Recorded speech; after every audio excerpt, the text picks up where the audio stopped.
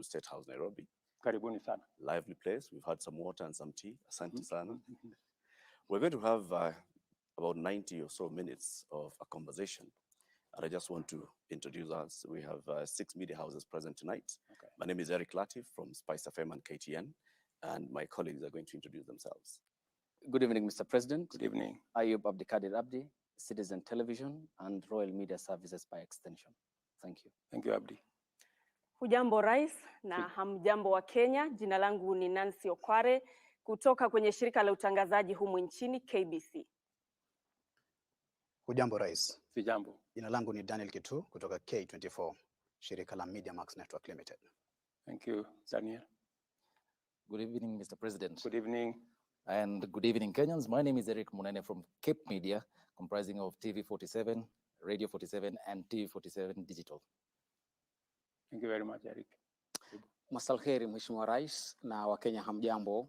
Mimi naitwa Lofty Matambo kutoka NTV chini ya shirika la Nation Media Group ambalo pia liko na uchapishaji wa magazeti kadhaa ikiwemo Taifa Leo na The Daily Nation. Asante kwa kutualika. Karibu sana Lofty. That's a very interesting name. Asante. He's representing the lofty idea. Mr. President, you look well. And people who've been commenting, one of the first questions that we're told to ask you is, ask the president, what's his exercise regimen? Or is it diet? Well, I have, I had an original, fit that ran amok the last 1.5 years or 2 years because we went into elections. And when you have elections, you have a lot of pressure. Sometimes you take out the pressure on food. And you have to do this and that, and you don't have time to go exercise. And sometimes you eat because you don't know when you will find the next meal. So sometimes you overeat. So I decided to cut it down because ile kibarua niko nae si kidogo. So you need to be alert. Ndio kazi iweze kusonga. Asante sana. Our first topic for tonight is on the state of the economy, the cost of living, and of course, Kenya Kwanza's first budget. My colleague Ayub will take the first question. Excellency, Mr. President, I want to take you back to what you said on the 26th of July, 2022, during the presidential debate. Yes. Before the elections. To quote you said, we can limit the taxation on fuel. Take, for example, VAT, which you said, I think we need to rethink about it. That was the UDA presidential candidate. President William Ruto, months later, is proposing to Parliament to raise it to 16%. Why the double speak, Mr. President? Thank you very much. Let me start this way. And allow me to give you a bit of context. When I came into office, I did 3 things the first day in my office that I had committed to the people of Kenya. Number 1, I made sure that both operations that were unnecessarily moved from Mombasa were returned. Number 2, I made sure that our police have financial independence. Number 3, I appointed the judges that were supposed to have been appointed, and I committed that I will expand the budget of the judiciary. If you look at the budget this year, we have added an extra 4 billion shillings to the judiciary. When I came into office, I found a huge crisis of fuel. In fact, before even I came here, immediately the results were announced. Amongst the first people to come and see me were oil marketers. And they told me, we are in a crisis. We are going to have a stock out because we cannot have fuel. Government has told us to sell fuel subsidized, but they haven't paid us. The government owes us 65 billion. So that whole subsidy story you hear, it was just a pledge. So I found that we had 65 billion shilling subsidy to pay. Meanwhile, our financial situation was very bad. And by the way, that subsidy was accumulating at 15 billion shillings every month. I don't know whether you appreciate the magnitude of that. So when I came into office, I looked at it, and the one thing that I did that in retrospect was the right thing, is to have an economic team around me. So we sat down, we went through the numbers, and finally we discovered that there wasn't actually a fuel problem. It was a misdiagnosis. The problem was an economic and much more a dollar problem, because there was fuel that had come, but the oil marketers could not find the dollars to go and buy, because government was maintaining an artificial, rate. So there were two parallel rates. There was dollar by government, which said was 120, and there was another, if you really wanted to buy the dollars, you had to go and get it at 128 thereabout. So what did we do? First, we reinstated, because it was not a fuel issue, we reinstated the interbank forex market. What did that do?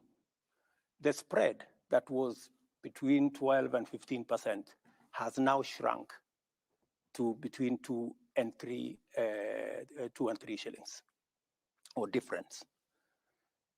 That is point number one. Number two, we went and negotiated for credit on all our petroleum products. So we've negotiated 6 months to ease the pressure on the dollar. In fact, many importers were finding it difficult to get dollars to import raw materials. We have since sorted out that problem. The liquidity around the dollar market has improved. Okay. We've allowed the dollar to find its own level. We are not artificially managing the exchange rate, because managing it artificially costs us money. So we have an issue there. So when I came into office also, I found that we had commitments of 900 billion Kenya shillings on the roads. Yeah, 900 billion. I have tried to work with the various departments, Kera, Kura, Kenha, to try and understand how do we manage this 900 billion. We've tried to cut it down. We've tried to stop some of the roads that have not started, we've died. But we still remain with close to about 680 billion that we have to manage. If I have to complete these roads, I need extra money to do it.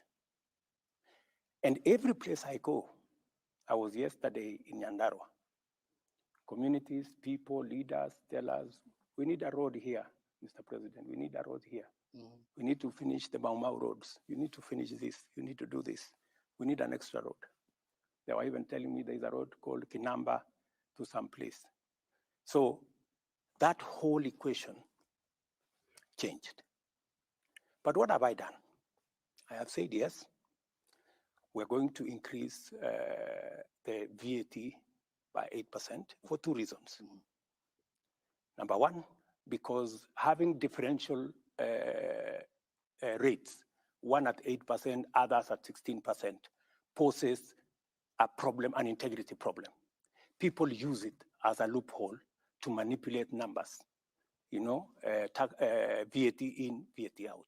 So the advice that my economic team working with Treasury gave was, we must eliminate this loophole that people are exploiting, number one. Number two, this 8% that we are adding is going to give us about 50 billion shillings. It will begin to deal with the problem of roads across the country. Okay. But what have I done to balance it out? Because I made a commitment that we need to relook, right? I have removed on the same fuel, as we add 8%, I have removed road 3%, 3.5% road development levy from fuel. I have removed 2% of IDF on the same fuel. And to balance it out, because it is the same Kenyan who is going to pay from their pocket, I have removed VAT 8% on gas. And I have removed other taxes that I'm going to explain to you, about 10, actually 14 other taxes that I have removed to try and even so that we have a balanced budget. Okay. We'll talk about the other taxes as proposed in the finance bill, which will come before Parliament. But you have mentioned that there is a team of economic advisors. You're right. David Ndii has been in your campaign team throughout the campaign before the elections. So is the current National Treasury Cabinet Secretary, Professor Njuguna Ndung'u. When you came to the presidential debate and you made the remarks on the 26th of July, which I quoted you verbatim, I think you said majority of taxes that are in that bracket, 15 almost you said, but we need to integrate at least these 15 different types of taxes. Did they not advise you, or you did not take the advice? Precisely, if you heard me clearly, there are many other taxes that we have since removed. You know, so you must look at it in context. Yeah. What my economic team advised that time is that we need to relook at these taxes. When we came into government, we found a situation. The country was in a crisis. And by the way, I have had to make very difficult decisions. In fact, coming into office, I had to cancel the borrowing of about 300 billion shillings that the intention was to borrow that would have taken the country down the cliff. I had to step in and stop many of the subsidies that were being dished left, right, and center. I had to make many changes. I had to reorganize the whole budget because we found a country headed and sliding into bankruptcy. And so when you find that kind of situation, you have to deal with the situation with the urgency and with the acuteness of thinking that is required. Okay. Yeah, you don't operate outside a context. So the question that you have asked me, did we remove some? Did we look at the fuel issue? Yes. We said, while it is true that we have a crisis and we have to deal with a pending bill of 700 billion for the roads that we have, while it is also true that we have to look at what additionally we can do, but we need to put a relief on Kenyans. Okay. That's why, apart from, and you know the reason why the tax on the VAT on fuel or petroleum products is much more attractive is because it is spread across all Kenyans. So everybody carries a small bit of it. Okay. But we have also knocked down other taxes from the same fuel. As I have told you, IDF we have taken down, road development levy we've taken it down, and a host of other taxes that we have taken down. Okay. Final question on this. This is an issue, Mr. President, which dates back to 2013 as a condition by the International Monetary Fund, the IMF, in which then the leader of the majority party, the current defense CS who sits in cabinet, Adan Duale, said that the 181 MPs have been convinced by the party leadership, the President, Uhuru Kenyatta, and his deputy, William Ruto, on the rationale of the 8% VAT on petroleum products. He continued, 181 is a very big number and will convince our members. And this being a precautionary facility by the IMF, can you tell the Kenyan people that there's no extra hand of pressure on the Kenyan government by the International Monetary Fund? My good friend, the International Monetary Fund does not run the government of Kenya. I do.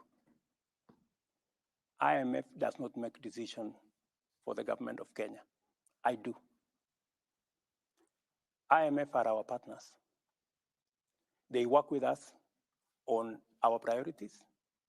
They work with us on our proposals. They support us where they can. They give us advice where they can, but ultimately, we make the decisions ourselves. And it is not up to IMF to see how to sort out the 680 billion that we have on the road sector. It is not up to any other person. It is up to us. When I get out of this office and go to this village and that constituency and that ward, it is not the IMF that is asked about roads. It is the government of Kenya that I run. So I think there is always this thinking that external factors dictate to us.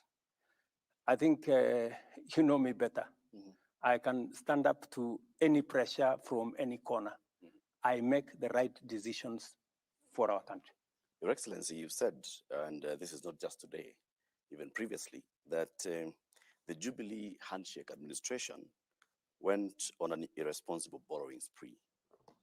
They took loans worth 4.1 trillion shillings in just the 5 years of 2018 to 2022.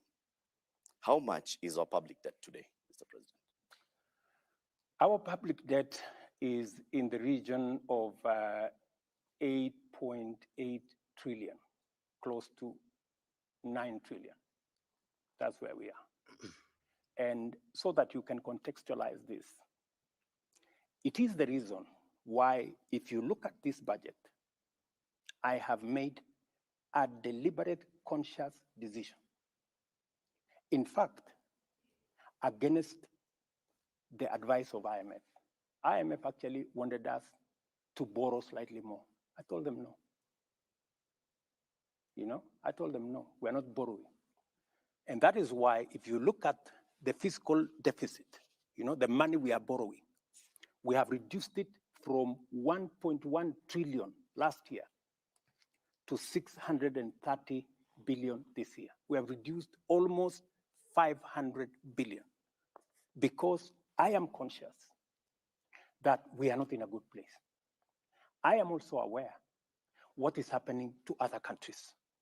There are countries in our continent that have defaulted in their payments. When I am president, Kenya will not go that route. And that is why, even when, many people thought it was a joke, I told them, we are not borrowing beyond where we are.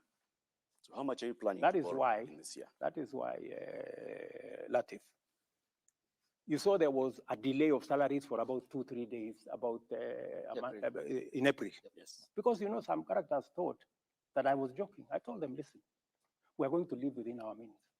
Even if we have to delay for salaries for 2-3 days, we will. So that people begin to internalize that we cannot continue borrowing. And let me tell you, I have had many people say, oh, you can't tax there is no country that can tax itself into prosperity. That's correct. Yeah. But you cannot accumulate debt into bankruptcy as an option. It cannot be an option, right? And there is a question I want to ask my fellow countrymen and women. Are we overtaxed? That is the question that we need to ask. And I want to answer that question. Yeah. Are Kenyans overtaxed? Let me give you the statistics. OECD countries, OECD countries, the tax as a percentage of GDP, the average is 34% of GDP, 34%. You have from Turkey, which is 22% of GDP, to France, which is 45% of GDP, okay? Let's leave the OECD. Let us come to our continent. Our peers, South Africa, Tunisia, Morocco. They are between 23 and 28% of GDP. Tax as a percentage of GDP. Where is Kenya? Kenya is at 14%. Kenya is at 14%, meaning we are paying half in terms of tax what our peers in our continent are paying. And you see, society is reflected by the quality of public goods, roads, hospitals, schools, water. That is what a society is measured. If you will find that if you don't have working schools, if you don't have no running water, if you don't have good roads, you cannot, what kind of society are you? So the big question, and I want to tell my countrymen and women, please, we are not overtaxing ourselves. In fact, if we were to match our peers, my intention is to take this slowly, the way Mwai Kibaki did. When Mwai Kibaki came into office, we were collecting about 220 billion. By the time he was leaving in 10 years, we were collecting almost 1 trillion. He had moved it 4 times, right? Yep. Now we are at 14. If you look at the budget this year, I want to move it from 14 to 16% of GDP. By God's grace, maybe next year, 18, maybe like that, because we have to be realistic. You know, if we do not pay taxes, we cannot be like the countries we want to be. We want to be in their shoes. We will be going backwards. So the real cardinal, because, and I want to tell my good friends, you know, it's good to have information, because I hear many people are saying, oh, you know, we are being overtaxed. The real issue is that our tax as a percentage of GDP, if we manage to get this finance bill through, we will move from 14 to 16. We will still be way below what our peers are. I want to come back onto the issue of debt, because I mean, it's also influencing how much you want to spend in the next financial year, and raising revenue to repay these debts. 1.2 trillion shillings, if I'm not wrong, is our debt bill in the next financial year. And if you just look at how much we are paying in terms of debt, and then you look back at that close to 9 trillion shillings that has been borrowed in the last 10, 15 years, questions are, where has that money gone? And so I want to ask you, Mr. President, do you feel that the money that has been borrowed has actually gone to be value for Kenyans? I do not want to point fingers at no administration. I do not want to say what happened in the last administration. I have said enough of it. I just want to speak to the present and to the future. And I want to tell my countrymen and women that I want to be held to account. I am ready. That is why I believe in accountability. For the first time, I am the one who pushed for the change of standing orders so that ministers of my administration can go to parliament and ask questions, because we want accountability. As we talk, I am pushing so that we have an office in parliament of the leader of opposition, funded by the government of Kenya, to make sure that public resources are being used appropriately. And I like what you're saying. That is exactly what I want, because I want, as I collect taxes, as the people of Kenya contribute their money as taxes, they must be put to good use. They should not be put in projects like the BBI. Okay. They should not be put in projects like the Azimio thing. They must be put in tangible projects that make a difference in the lives of the people. So with that then, Mr. President, are you prepared in your administration to publish the debt register? Because this is one thing that even the previous parliaments have tried to push, It hasn't been published. To date, we know the figure, we don't know the details. Are you prepared to publish the debt register, Why to not? audit the debt register, Why and not? to hold anybody accountable for any money that may have been borrowed Why not? and misappropriated? Why not? When will this happen? Why not? You know, we have, in fact, we already have a bill in Parliament, yeah, for purposes of placing on record any borrowing that is done by the government of Kenya. It must be borrowing that is made available so that the people of Kenya who ultimately have to pay must hold government to account that we are borrowing this money for this purpose, for this purpose, for this purpose. I have explained in this budget the 630 billion which we have to borrow beyond our taxes. I have laid it clearly on how are we going to use it? Where is it going to go? It is not going to go to recurrent budget. It is not going to pay debts. It is going to be invested in production, in making sure that we have fertilizer for our farmers. We have developed the tea value chain, the coffee value chain, leather value chain, textile value chain, edible oil value chain. And if you look at the budget, we have clearly isolated, including making sure that we begin the journey to bring our manufacturing as a percentage of GDP, which went down from 9 to 7. In the next 5 years, I want it to be at 15%. By 2030, I want manufacturing as a percentage of our GDP to be at 20%. That's why we are calling it 20 by 30.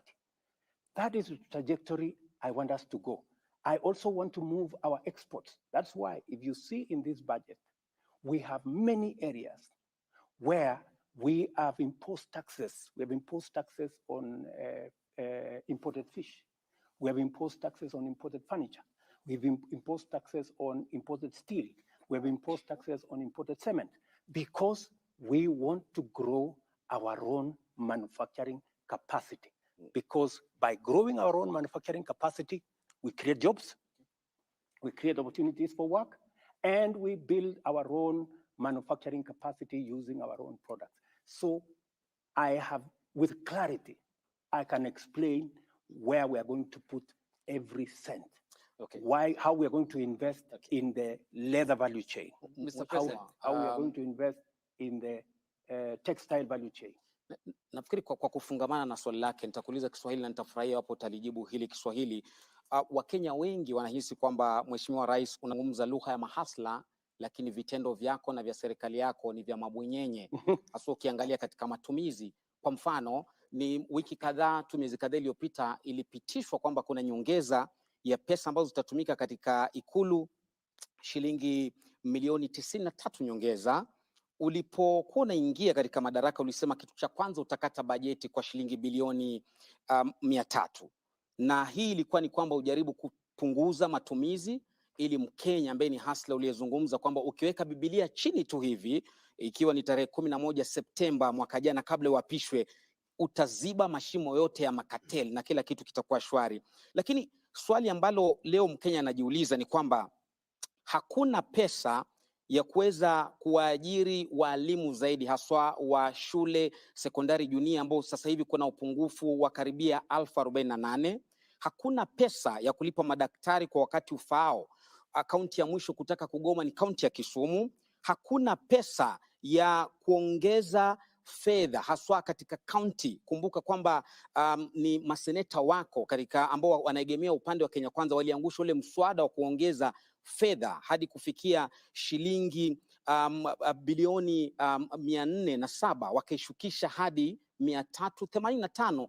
Hakuna pesa za hivi, lakini kuna pesa shilingi milioni 459 za kulipa makatibu waandamizi CAS 50 kwa kila mwaka katika serikali yako. Je, unazungumza lugha ya mahasla ama unawapaka mafuta kwa mgongo wa chupa rais?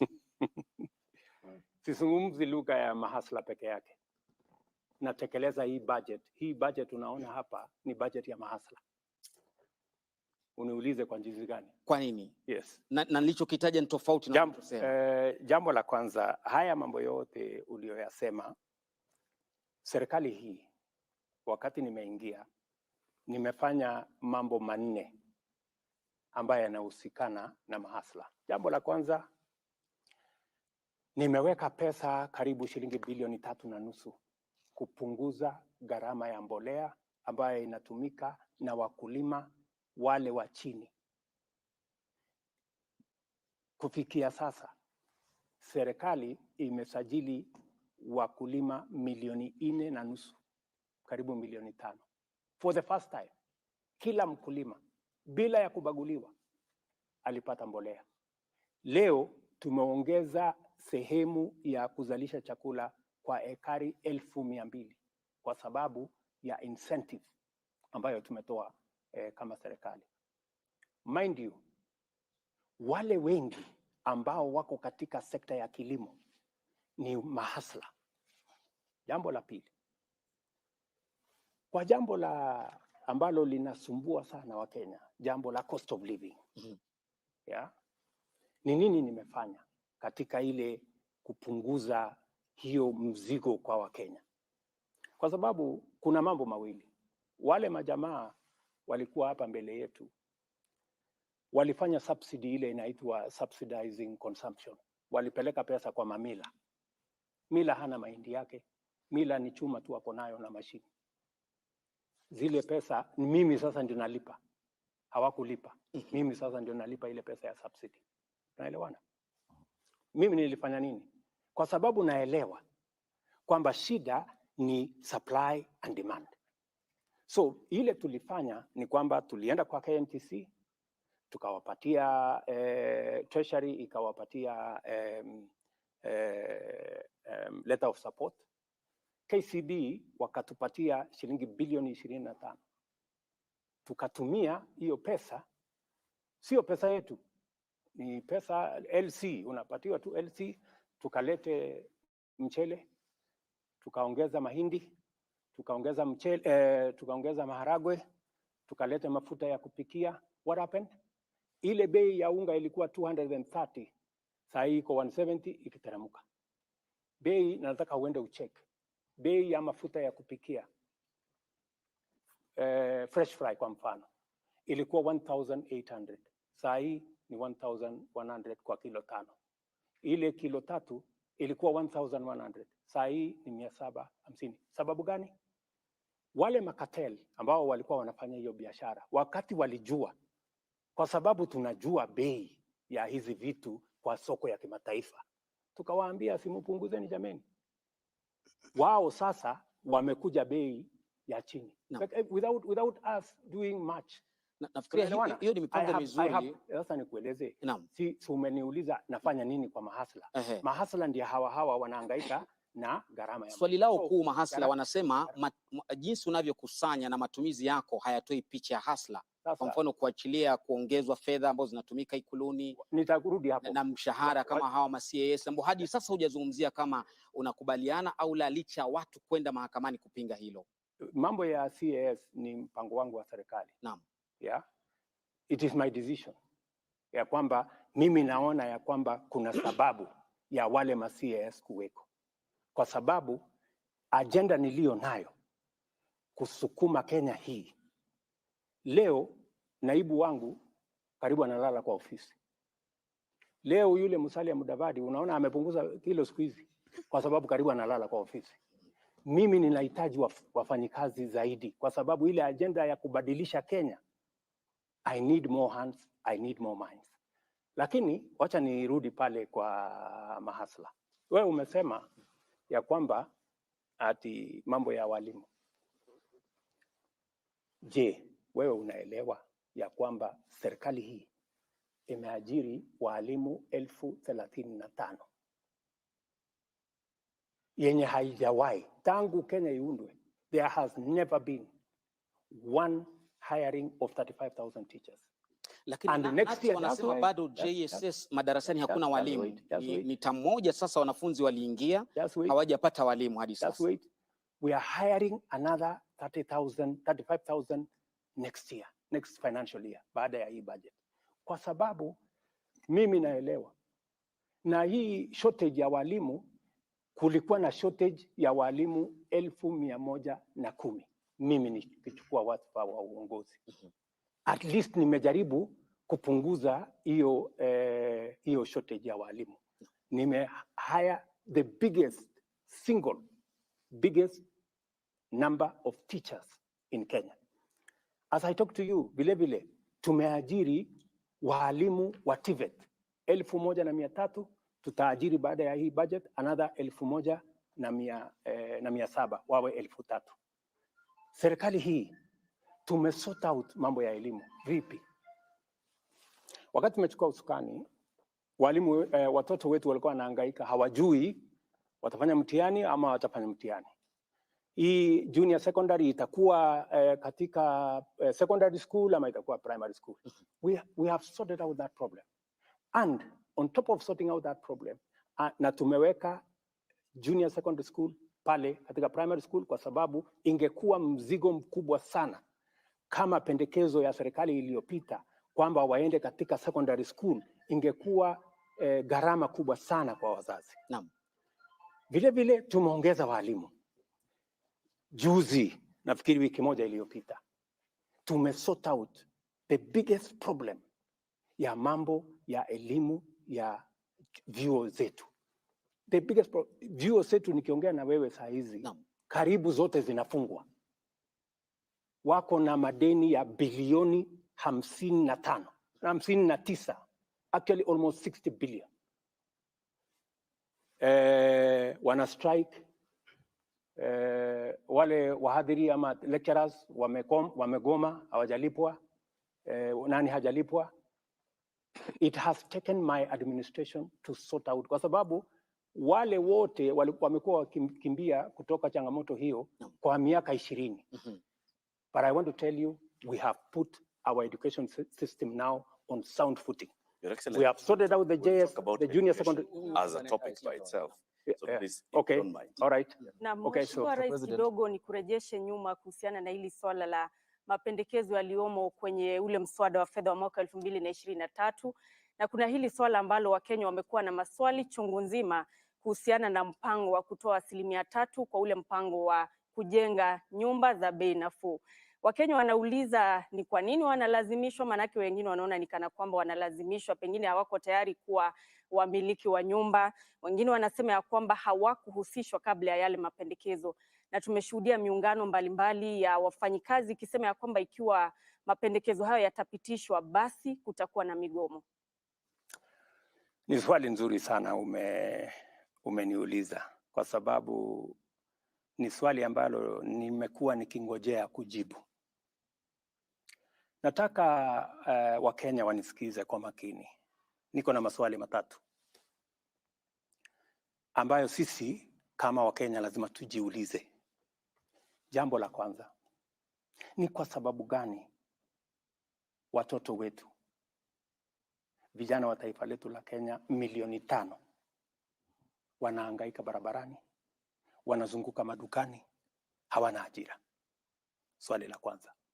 Swali la pili, ni kwa sababu gani taifa letu la Kenya iko na vitongoji duni, slums, 1141, Wakenya milioni 6, ndugu yangu Abdi, milioni 6 wanaishi katika vitongoji duni, hakuna maji, hakuna choo, hakuna barabara. Kenya yetu hii milioni 6. Why? Jambo la tatu, ni kwa sababu gani katika taifa letu la Kenya hakuna nyumba mwananchi wa kawaida anaweza kununua? Nyumba yote ile iko bei chini sana, milioni 5. Mortgage 60,000. Wakenya wangapi wanaweza kulipa mortgage ya 60,000? Jambo la 4, wale watu ambao wanafanya kazi, sisi tunaolipwa na ushuru ya Wakenya ni watu 700,000, kuanzia rais, mpaka kupitia kwa mawaziri, kupitia kwa madaktari, kupitia kwa walimu, kupitia kwa wauguzi, mpaka wale wa chini messengers na wale wengine 700,000. Ya, tunalipwa na ushuru ya hao Wakenya wote. Imefika wakati, rafiki yangu, tufikirie ni vipi sisi tulio na bahati ya kufanya kazi, na sio kwamba ati mimi kwa sababu ni rais leo ati mimi ni bora kuliko wengine, ama wewe kwa sababu ni mwalimu ati wewe ni bora kuliko wale wengine.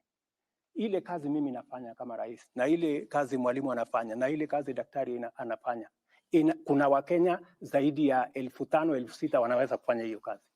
Wewe umebahatika, wewe ndio uko na hiyo kazi, na ndio kwa sababu wale wengine hawana hiyo kazi.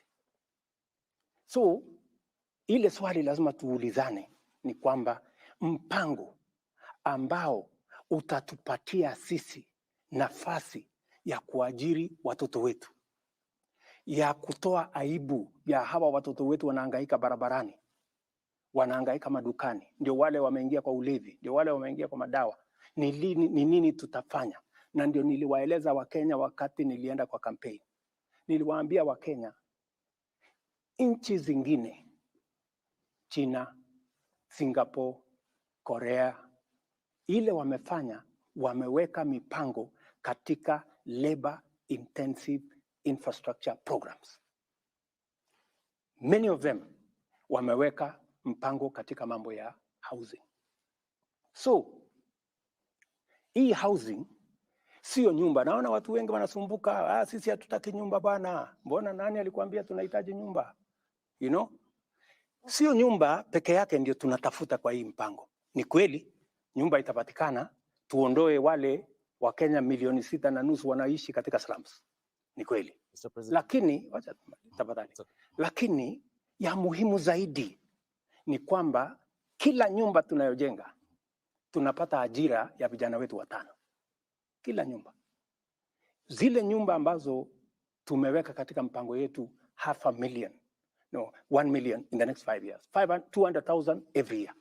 Hizo nyumba 200,000 every year itatupatia nafasi ya ajira kati ya vijana 1,000,000 na 2,000,000. Ndio tumesema vile wengine wamefanya, tunasema kila mfanyikazi atoe 3%, na sio 3% ya mshahara yako yote.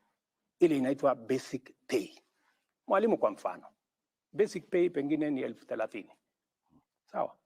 Shilingi 3% ni shilingi 900. Right? Na hatusemi hiyo 900 ati ni ushuru. Si ushuru, ni pesa yako. Lakini unatupatia kwa muda tufanyie mpango ya wale watoto wetu wanaorandaranda barabarani, wengine wao ni watoto wetu wa kuwazaa. Our own children. Kuwapangia ajira. Sawa? Na hiyo that's why ni watu waelewe, it is a win-win project. Wewe ukitoa 3%, Abdi, mwenye amekuajiri anatoa 3%. Kumaanisha na hiyo 6% yote ni pesa yako. Sio pesa ya mwajiri tena, ni pesa yako. Na sio ushuru, ni pesa yako. Tunaelewana? Na hiyo pesa ndio tunataka kutumia kujenga hazina ambayo itatusaidia mambo. Jambo la kwanza, leo tunajenga nyumba 1%, 1% ya nyumba zote zinajengwa Kenya inaweza kununuliwa na mwananchi wa kawaida. Tunataka kuongeza nyumba ambazo zinajengwa ambazo zinaweza kununuliwa na Mkenya wa kawaida kutoka 1% mpaka 50%. Wacha niwaeleze wa Kenya vile hiyo kazi itafanyika. Tuko na mipango miwili. Tuko na yenye tunaita social housing. Tuko na ingine tunaita affordable housing. Social housing ni kwa wale watu wa mapato yao ya chini. Tunasema yule mtu ambaye anaishi Kibera, yule mtu ambaye anaishi Mathare, yule mtu ambaye anaishi Kisumu Kondele, yule mtu ambaye anaishi hapo Kakamega ama anaishi Murang'a ama anaishi Kiambu, ambaye analipa rent kwa ile nyumba ambayo haina choo, haina taa, haina maji, shilingi 2,500. Huyo mtu na 2,500 yake tunataka kumjengea nyumba, atalipa shilingi 2,500 kwa nyumba ambayo iko na maji, nyumba ambayo iko na facilities, iko na kitchen, iko na choo, na analipa shilingi 2,500. Wakenya watataka kuniuliza, Bwana Hasla, hiyo nyumba iko wapi?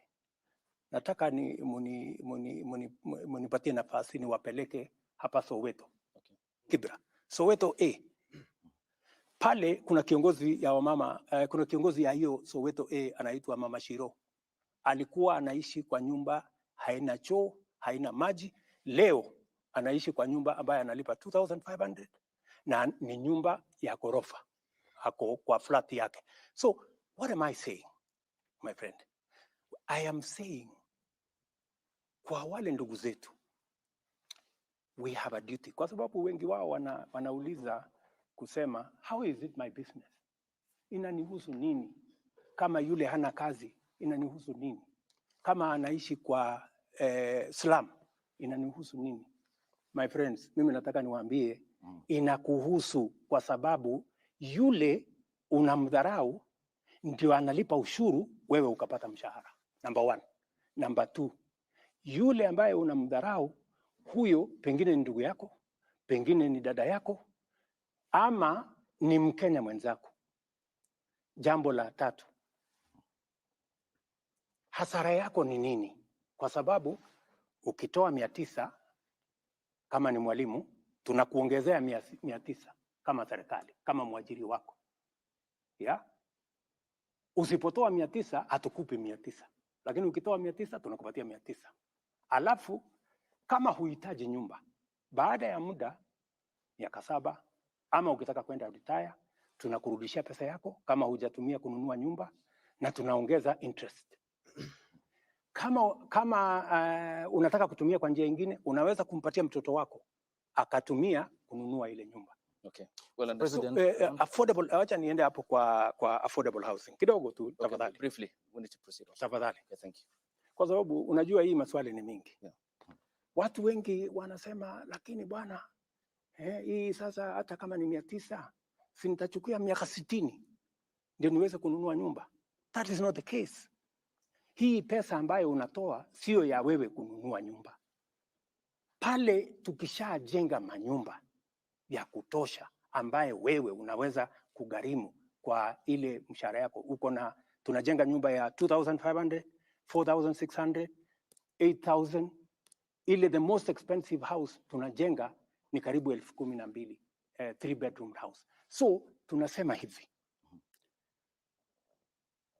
ile pesa ambayo tunaweka pamoja ni kutupatia uwezo ya kuleverage kwa hiyo pesa. Kama ni bilioni 5, tunaweza kuitengeneza kiuchumi iwe mara 5, mara 7, tuweze kuitumia kujenga manyumba. Hii manyumba itatusaidia kwa wale wanaishi katika vitongoji na hata wale wengine wote ambao wanalipa rent. Badala ya kulipa rent, wewe utaingia kwa nyumba ambayo badala ya kulipa rent utalipa mortgage. Okay, Mr. President. Unaelewana? Yep. Wacha nimalizie tu kidogo. Okay. Huyu jamaa anasema sasa mimi nalipa rent saa hii ya 5,000 na nakatwa 900. Itakuwaje? Kama unaweza kulipa rent 5,000, mbona usilipe mortgage 500 ndio nyumba iko yako? Iko dhambi gani? Na katika hiyo harakati, number 1, umesaidia nchi yako. Umesaidia wale jamaa hawana kazi, lakini wanatusaidia kulipa ushuru, ndio mshahara yetu. Mimi kama rais, na wewe kama daktari, na wewe kama mwalimu, na wewe kama mjumbe, na wewe kama MCA ilipwe. Pia tuwasaidie wapate ajira. tuwasaidie wapate mahali pa kuishi, na jambo la tatu tuhakikisha kwamba mashamba yetu ambayo kwa sasa yanakatwa ili wananchi waishi, we start to consolidate our position kama townships. In any case, statistics show, my brothers and sisters, that the future is urban. By 2050, 68% of people will be living in towns. So we have a choice.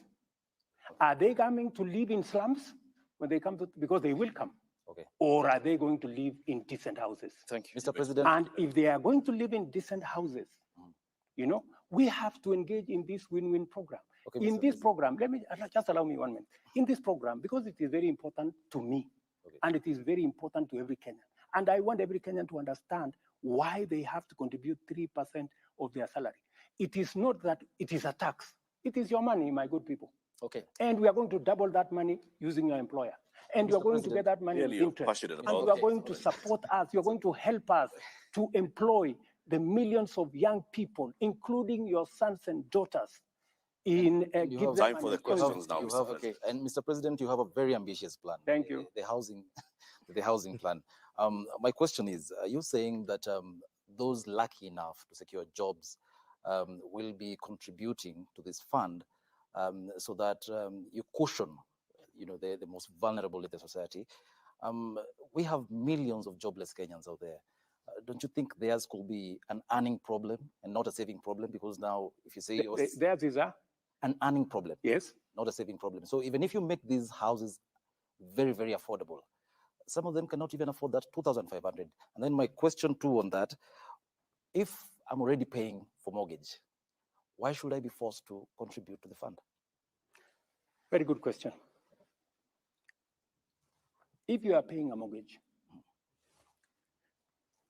nothing stops you as somebody who is employed. Yeah?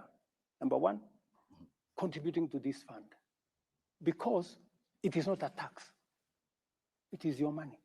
What you are doing, you are playing your patriotic duty, because out there, we have millions of young people who get out of school every year. It is our responsibility, me and you. Why is it our responsibility?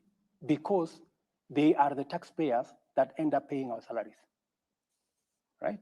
And it is our duty also to see how we can help them in a small way. And you have said correctly that their problem is employment. Precisely. That's why I'm saying these 5 million characters, our children, getting out of school. Don't you think it is a decent thing?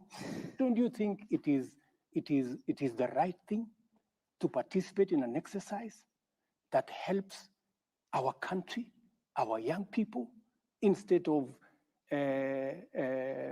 engaging in crime, in abuse of drugs, to be part, to get a job? By the way, in the last 8 months, 8 months, I have launched the construction of 36,000 housing units in Kenya. Yeah. I went to Homa Bay.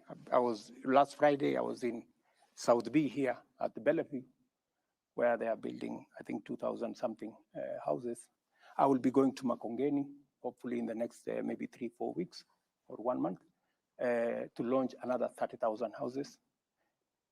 The 36,000 units, there are close to 100,000 young people today working in those sites. Engineers, quantity surveyors, plumbers, electricians, carpenters, masons, all manner of people, including the women who sell food. Okay. It is a whole ecosystem. I was very amazed in South B. A group of women were saying, sisi tunaitwa protein. Sisi ndio tutakuwa tunauza chakula hapa. Bwana President, tunataka uhakikisha kwamba hii watu wasilete watu wengine. Because you see, it is a whole ecosystem. And I want to ask my countrymen and women, those of us who are employed, please, let us not hold in contempt those who don't have jobs or those who are not. You say it's not a tax. It is not a tax. What is it? It is a contribution you are making, because if it was a tax, tax, it goes one way. You never get it. This is not a tax. Okay, why Because then? it is your money. Okay, why then, Mr. President, if it's not a tax, if that bill hypothetically says passed by the National Assembly, it's legally binding? Yeah, of course. It's not a tax, you said. It is not a tax. Why would I contribute? And if I don't want? That's what the law says. But why are you passing it? Yeah, the question I'm asking you is, are you saying, Abdi, that you don't think it is your business to contribute to the employment of the unemployed Kenyans? Okay, it's the responsibility. It is of not the your Kenyan business. government. Okay, hang on, Mr. President. Who is Kenyan government? Okay, Kenyan government is me and hang on, you. Mr. President. You saw the mandate of the Kenyan people. Exactly. There is a represent. We can't represent all of us. Yes. I worked hard for my money. Yes. You said it's not tax, Mm. but there is a bill in Parliament. If it's passed, it's legally binding. Why would I make a contribution for others to succeed? It's your business as the government. You are the head of state. You have the responsibility. You have the mandate. That's why the Constitution gives me the power to tax. But it's you who is leading And the that's government. why the Constitution gives me the power to sign things into law. But okay. You know? So I am simply doing my job. Mr. President, let's get You the know? specifics very clear. Yeah. It's a very simple issue. Yes. You are saying it's not a tax. It is not a tax. That's the commander-in-chief saying. Yes, Okay. it is not a tax. Hang on, let's go step by step. Yes, There is a bill that will come before Parliament. absolutely. Hypothetically, let's say it's passed. Mm. If it's not a tax, why would I contribute? Because it is the law. The law, Wait, Mr. President. Once it is passed, it is the law. Okay, meaning then it's a tax, and you understand it's a tax. Yeah, once it is passed, it is the law, and you have to contribute. Let me ask you. One rider, Mr. President. Let me ask you. as No, asked just that. allow me. Just Let me ask you, Abdi. Do you know that today you contribute 6% of your salary to NSSF? correct. Why? It is not a tax. Mr. Okay, President. hang on. On that, Yeah. Mr. President, President. okay. It's the same thing. Okay, hang because on, it is Mr. the law. The Okay, issue, now, though, okay. the issue, though, There is the NHIF question, Mr. President. Yes. Which you have passionately talked about. I am very passionate about it. Which is still, again, because you have cherry picked on the NSSF, Mhm. but there's the NHIF component, which I Correct. still pay for. Yes, You pay for as well. yes. But then what's the point of contributing to the NHIF program, yet I go to the hospital and I only get paid for the bed? Precisely. That is why I want to make NHIF work. You know how I'm going? I'm working on it, by the way. It is in the works, and it will be part of this exercise. What I have done on NHIF, and I have a good history, long history with NHIF. When we came into office in 2013, there were only about 3 million contributors on NHIF. And by the way, NHIF works. I was in Thika, Kenyatta Referral Hospital. Teaching and referral hospital. Teaching and Kenyatta referral University. hospital. And the doctors there spoke about NHIF in a way that inspired me. How NHIF have helped many people who would otherwise have not been able to get medical service. What I'm doing with NHIF is exactly what I said. And by the way, Hussein, Ayub, Ayub Abdi. By the way, this housing plan, I talked about it in the campaign everywhere. And I promised the people of Kenya, if you elect me president, this housing thing, I am going to use it to get jobs for our young people and to remove Kenyans from slums. So it is not something that I arrived in office and I started. If you read the manifesto of Kenya Kwanza, it is a big chapter. In fact, I was asking some of the MPs that were trying to say, oh, you know, I asked them, when me and you were standing on the podium and told the people of Kenya, elect us, we are going to arrange for housing so that you thought it was a joke. It was not a joke. Na Mheshimiwa Rais, tukisalia katika That's where we are, Abdi. Hapo ndio tuko. Okay. Na Mheshimiwa Rais, tukisalia katika swala hili la gharama ya maisha, lakini katika mada tofauti. Ndio. Umezungumza kuhusu kuondoa ushuru kwa gesi. Na mwezi Februari uliwaambia Wakenya kwamba itakapofika tarehe 1 mwezi Juni, bei ya gesi ya mtungi wa kilo 6 itapungua kati ya shilingi 300 na 500. Hivi sasa Wakenya wanasubiri siku 15 kutoka sasa. Wanataka kufahamu iwapo mipango yote iko line, ikifika tarehe 1 mwezi Juni watakapoenda katika maduka haya ya kununua gesi, wataipata gesi hii. kwa kati ya shilingi 300 na 500? Lazima kwanza tupitishe hii kwa budget. You know, sio lazima tutoe gharama ya tuondoe. Kwa sasa hakuna njia ya kuondoa ushuru mpaka budget ipite. Kwa hivyo huwezi kuhakikisha kwamba ikifika tarehe 1 Juni. Tarehe 1 Juni haiwezekani. Mpaka pengine kama ulivyosema awali. Mpaka tutapitisha hii mswada pale bunge ndio tuweze kuhakikisha kwamba tunateremsha hiyo bei. Kwa hivyo ni muhimu kwamba Wakenya kuna mabadiliko. Kuongeza kwa kama tungepitisha hii jambo kwa supplementary budget June ingewezekana, lakini tulijaribu kuisukuma kwa supplementary budget ikawa haiwezekani kwa sababu ilikuwa inatubidi tubadilishe sheria fulani ndio tuhakikisha kwamba hilo tendo inafanyika. Sasa tumeipanga vizuri. Tumehakikisha ya kwamba hiyo iko katika budget yetu, umeona waziwazi, na vile vile tumesema tutachukua ile pesa ambayo tunatumia tunaokota ushuru kutoka mambo ya kerosene, tutaitumia kusecuritize ndio tupunguze gharama ya mtungi ya gesi. In fact, tunaongea na market. Saa hizi nikiongea na nyinyi, tunakimbizana na wale watu wakora ambao wanauza gas kinyume ya sheria. Tunakimbizana na hawa vibaya sana. Kwa sababu we have to remove all the illegal fillers because they are destroying this market and they are undermining our efforts. Na unaweza kuhakikishia Wakenya kwamba budget tukipitisha, tutapunguza gharama ya gesi kati ya shilingi 300 na 500 kwa mtungi. Kwanza mtungi, wacha gas. Ile tunapunguza kati ya shilingi 300 na 500 ni mtungi yenyewe. Ndio sasa uongeze gesi ndani yake. Lakini mheshimiwa, ukiwa Samburu, nakumbuka vizuri sana ulipotoa tangazo la kwanza, tena baadaye katika ukumbi wa mikutano ya kimataifa na akina mama hapa KICC, ukutaja masuala ya kwamba lazima mswada wa fedha wa mwaka 2023 upite kwanza. Ulitangaza tu waziwazi kwamba utapunguza na itakuwa ni hewala kwa kila Mkenya. Sasa mimi nataka nikuulize wewe, hii ni nchi ambayo inafuata sheria. So umesikia huyu bwana akiniuliza utafanya ni kwa sababu gani? We are a country governed by the rule of law. Nimekueleza. Kama tungepitisha hiyo mswada kutumia supplementary budget, mwezi wa 6 ingewezekana. Lakini kwa sababu hatukupitisha, tutapitisha sasa katika budget yenyewe. Baada ya hapo hiyo gesi itapatikana. Kutokana na mabadiliko haya utaomba Wakenya radhi? Kwa nini? Ambao walikuwa wanategemea kwamba ikifika kwa nini? Wewe ndio uko na shida na mimi.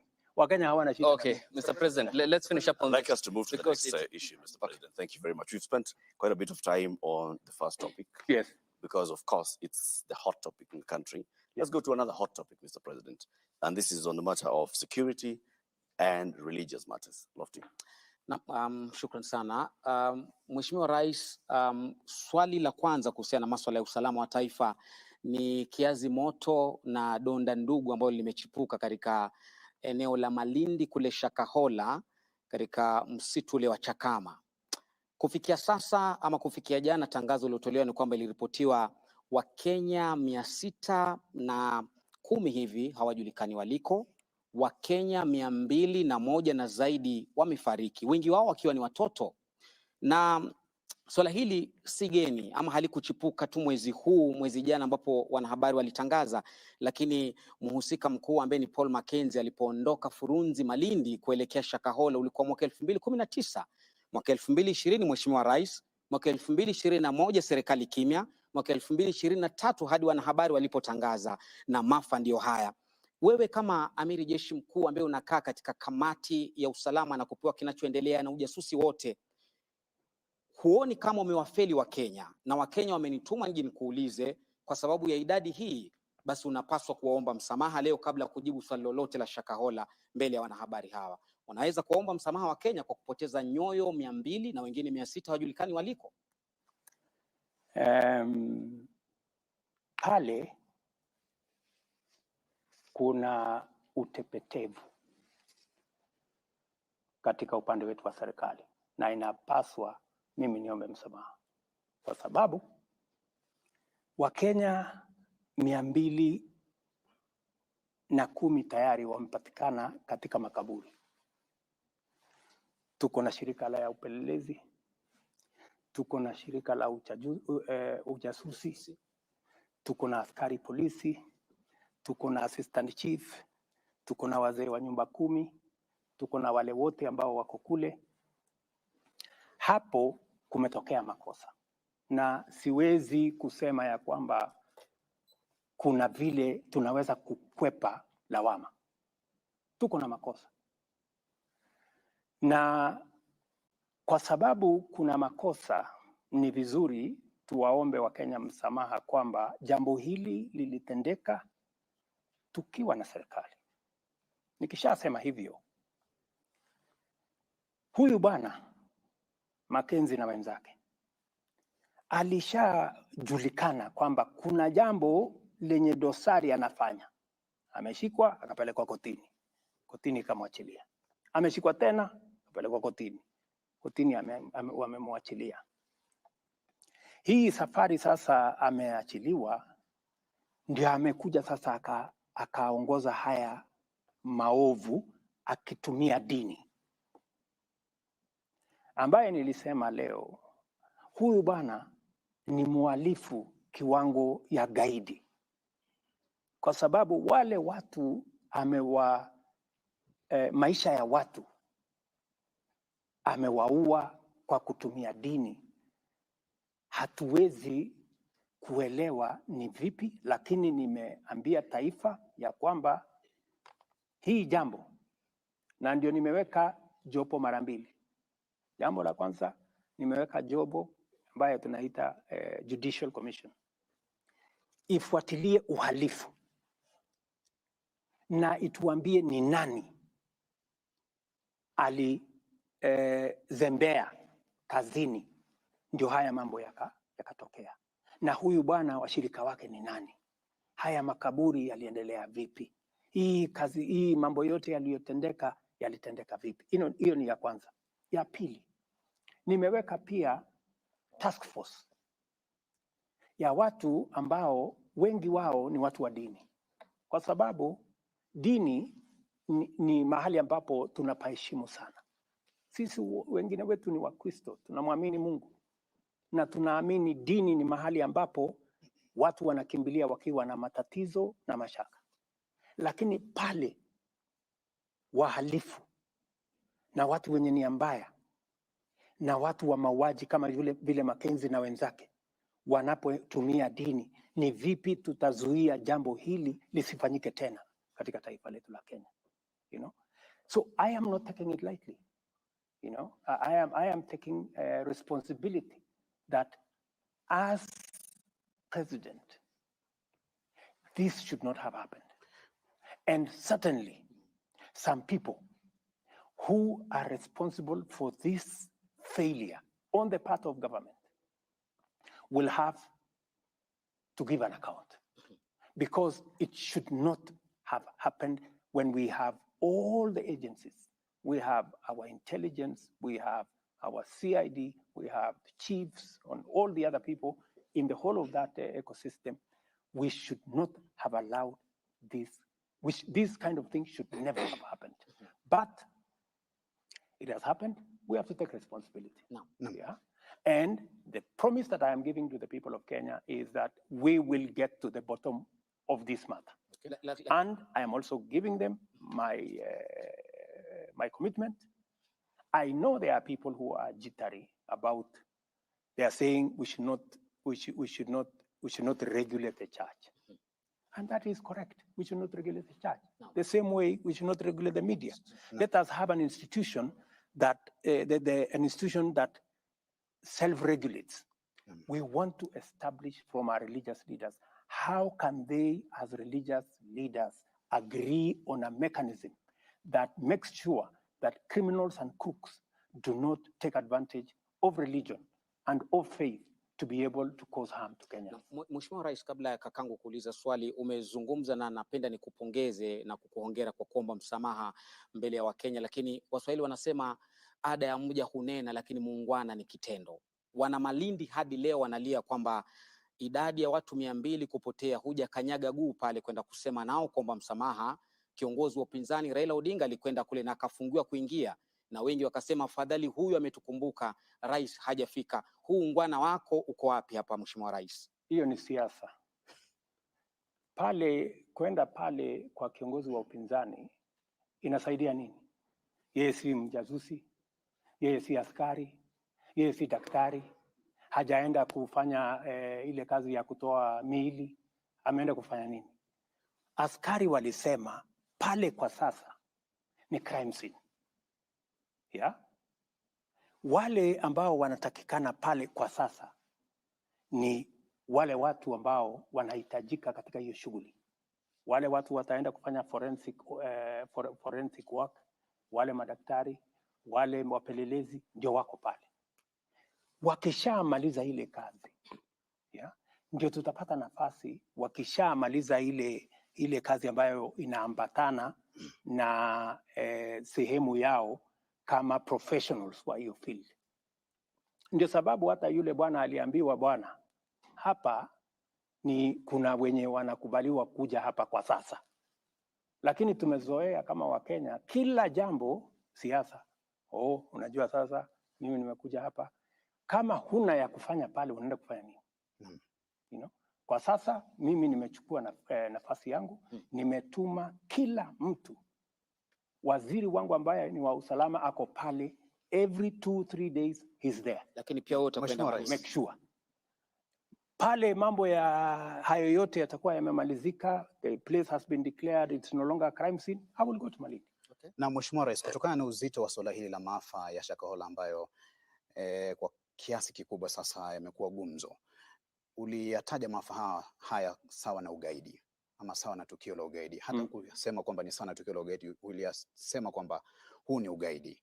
Lakini kulingana na jinsi mnavyoendesha taratibu hizi za kuchunguza na mashtaka, hamuonekani kuyapatia uzito ambao unaendana na swala la ugaidi.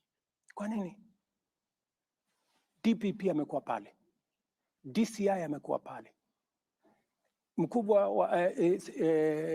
waziri mwenyewe amekuwa pale. We have close to, I think, 150 different officers in Malindi. In fact, we transferred all the other officers from Malindi, the ones that were there before, so that we have a clear picture of what to do in that scene of crime. So we have taken it as seriously as it would get. I think my Minister for Interior has been there 5 or 6 times. I have told you he's there every 2 or 3 days. Doesn't that tell you we take it seriously? I have also appointed a judicial commission of inquiry. I have also appointed a task force to look into all the matters, so that we are not only looking at the crime itself. Okay. We have men there doing that. We are also looking at accountability, because that is what the Judicial Commission of Inquiry is going to come with. And we are also looking at how do we prevent this from happening again by appointing a task force. Okay. So if there is something in the level of seriousness, yes, Mr. President, we have taken it very seriously. Mr. President, just to be clear on this, tonight you have mentioned my fellow countrymen and women. Yes. On many occasions. Yes. Your fellow countrymen and women, the Kenyan people, want to understand why the government has locked out the media in Shakahola. Question number 2, because the media has been locked out, your fellow countrymen and women want questions answered. Because you're the commander-in-chief and you get raw intelligence and briefings every morning here at State House. What exactly is the true picture of Shakahola? If it was meant for the media, you know, Abdi, even if you went to Shakahola, would you go and film the graves and bodies that are disintegrated and take it to the people of Kenya? Would you do that as a responsible journalist? There are ethics that guide us. We Yeah. can't do that. Yes. But why So the blanket? Why the blanket there is absolutely, media blackout? There is absolutely the scene that is there is not a scene to report. Yeah? The scene that is there is not a scene to report. And my friend, what would be there to hide about graves and dead people? Surely. Tell us the true picture now. If- Because if, you get the intelligence, isn't it? I get the intelligence. And you label But, yourself as but do employee you know number one? why there is intelligence? Yes. There is intelligence because there is a limit as to how far you can go with intelligence.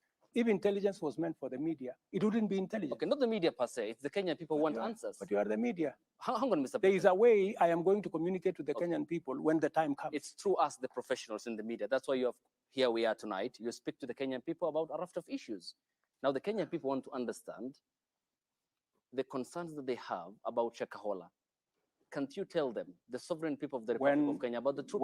When the time comes for me to speak about Shakahola, I will to the people of Kenya. When is that going to be? As it is, the people of Kenya will get information from the officers on the ground to the extent that that information can be shared. But it is not fair and it is not right, Abdi, for you to tell me that I come and broadcast intelligence information. You know that's not possible. Probably, even if you try how. Mr. President, I just want to ask you this. You receive intelligence briefs, Yeah. like my colleague Ayub says. We've seen people in this country being profiled on the basis of their religion. I have to ask you this, Mr. President, and I'm sure Kenyans would want to know. You've admitted that there was some complacency from security organs.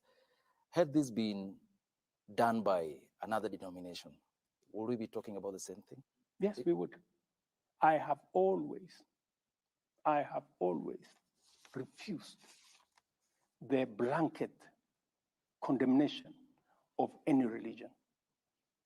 That is why when, for example, Alamin Kimathi was profiled and taken to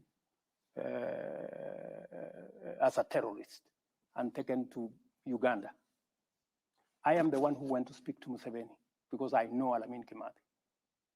And it is me going to talk to him. And Alamin Kimathi is a Muslim. I received him here at the airport after he was released. Because we must not allow, the same way I will not also agree that this incident is used against all the churches and all the religion. We must treat this, as I said today, as a terrorist, as a criminal, and he bears individual responsibility. But beyond that, because the name of religion has been used, that's why I have taken the extra step to ask religious leaders. We do not want another incident of this nature. So let us speak to ourselves. Let the church, let the religious bodies, let the Muslims sit down as religious leaders and come up with a self-regulation mechanism, the same way you guys in the media have a self-regulation mechanism, so that you avoid, because there are rogue journalists, true or not true? Yes, they are. They extort money, they do what, and they are reported to the Media Council, your organization, and their steps are taken, right? So we're asking that should be from where I sit. But I am waiting for, there is a different way of doing it. I will look at it. That's why. Rais, pengine uzungumze na Mkenya, manake hili ni swala ambalo tulishuhudia wakati ambapo watu walikuwa wakiokolewa pale. Kuna wale hata walikuwa wanakataa, wanasema ya kwamba wanataka kuniua, kumaanisha ya kwamba swala la dini na siasa ni mojawapo yale masuala ambayo yanafahamika kama emotive issues. Zungumza tu na Mkenya kuhusiana na umuhimu wa kuwa macho zaidi anapofuata hata dini fulani. Nataka niwaeleze ndugu zangu wa Kenya, tafadhali tuwe waangalifu. Kuna mafundisho ambayo yanaelekea mahali ambapo si pazuri. Ukisikia dini inaanza kusema usiende hospitali, usipeleke watoto wako shule, sijui dunia inaisha, sijui miezi 6, sijui miezi 2, ujue pale kuna kasoro. Ukisikia mtu anakuambia uza mali yako upeleke pesa kwake ndio upate sijui barabara gani ya kwenda sijui mahali gani, kuzimu sijui mbinguni. Yeah?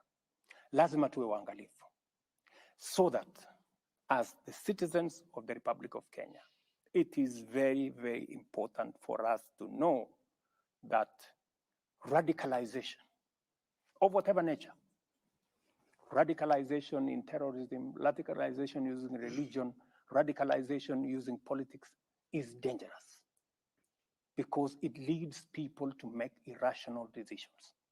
And we must always be careful. And that is why I have said, because this incident is serious, I would want to listen to religious leaders, religious professionals to tell us how do we make sure that Kenyans, innocent Kenyans, are not radicalized using pulpits or religious doctrine, because what the likes of Mackenzie are doing is what Al-Shabaab are doing. One using the Bible, the other one using the Quran. And we must deal with that situation because it is a real situation and we must deal with it. Mr. President, just as we wrap this up, you've admitted that yes, there was complacency. 600 people missing. That's a huge number. Someone somewhere must have known. What degree of complacency are we talking about? And are we going to see heads rolling? Oh yeah, because and that is why I have a judicial, because the Judicial Commission of Inquiry will put people to account. The chief will have to account. The intelligence officer will have to account. The CID officer will have to account, or the whole chain has to account. So people will be held to account because this is not a simple matter. Thank you, sir. I want to take us back to, an issue that is of great public importance and interest, and this is with regards to the cost of living. Like you said, this is a hot issue, a hot potato issue. You have said, and you've been saying this recently, that before you took office, the cost of unga was at a certain price, beyond 200 bob. And since then, it has actually been coming down, and it's come down to the latest figure I heard you mention yesterday was about 170 shillings. Where is this 170 bob unga? And what specific interventions of your government are you crediting for that? What did we do? To sort out the cost of living issue, there are two things. Increase production. That's why we're working with the farmers to increase production. We're supporting farmers with fertilizer, seeds. And as I told you, 200,000 additional acres of land have been put into production. So that's number one. Number two, increase supply at the moment. That is why we have imported close to 250,000 tons of maize. We have imported about 75,000 tons of rice. We have imported, I don't know the numbers, maybe 40,000, because I even had to speak to the Prime Minister of Ethiopia because they had some beans. We have had to import about 100,000 tons of cooking oil. These are the interventions different from my former friends who went and gave money to millers and spent 8 billion shillings. To import all this maize, it is not going to cost us anything because we are just increasing the supply, cost for cost, right? As at the end of April, we on the short term, we will have to increase supply through importation. On the long term, we will increase supply using production. That is how to deal with the cost of living. And by the way, I spoke about it with clarity during the campaigns. I promised the people of Kenya we are going to reduce the cost of fertilizer. I have reduced it from 7,000 to 3,500. I'm on the current, not on the future, not on the now. I'm telling you now. On the 27th fertilizer at the moment. The cabinet secretary for agriculture was meeting with the people that he had given license to import. And he was reading them the Riot Act. He said, as of now, I'm not even sure which of you has imported the maize and who hasn't. The figures from the Ministry of Agriculture as at the end of April was that 90,000 metric tons of maize had been imported, not 250, like you've said. It was 90,000 as at then. And in fact, the CS was telling the importers, I want you to come and give me a list of what you've imported. So it's clear that the Ministry of Agriculture is not aware of how much has let come. me Or give is you, not in control let me, of how much is coming. let me give you the numbers. The Ministry of Agriculture gave importers. When I realized that the importers were not getting very far, I looked for millers and I sat with them here. I told them, you are the people in this business. Can you reach out to your suppliers whenever you don't have? That's how the Ministry of Agriculture brought in the millers. It was because of that frustration, because the people that had been given the license to import failed to import. So we had to take the second queue. And I want to tell you, we have very patriotic millers, yeah, who have worked with us now. They have imported, the one I know directly, 100,000 metric tons. They have on the way another 100,000 metric tons. I don't know how far since those numbers were released, the ministry has gone with the other millers, with the other importers. So we had to use a double-pronged approach, because when you find that one is not working, you have to think. How much more do you need to do to bring the price below 150 to 100? That you can only in the short achieve. term. No, there is no short. You cannot do it on short term. You know, you have to be realistic, because the cost of maize worldwide, because of the dollar situation, is high. Yeah, the only sure way, my good friend Latif, the only sure way to reduce the cost of living, to reduce the cost of food, is through production. And production, he has a question. Yes, tell me about. Well, Mr. President, there's a survey that was done by the Central Bank of Kenya that shows only 29% of farmers have received the government subsidized fertilizer. We're talking about over 70% of Kenyan farmers who've not been able to get subsidized fertilizer. We also have issues of decentralization. Some farmers have to travel for long distances. For instance, from, let's say, Embu all the way to Kitale, fertilizer. That's not true.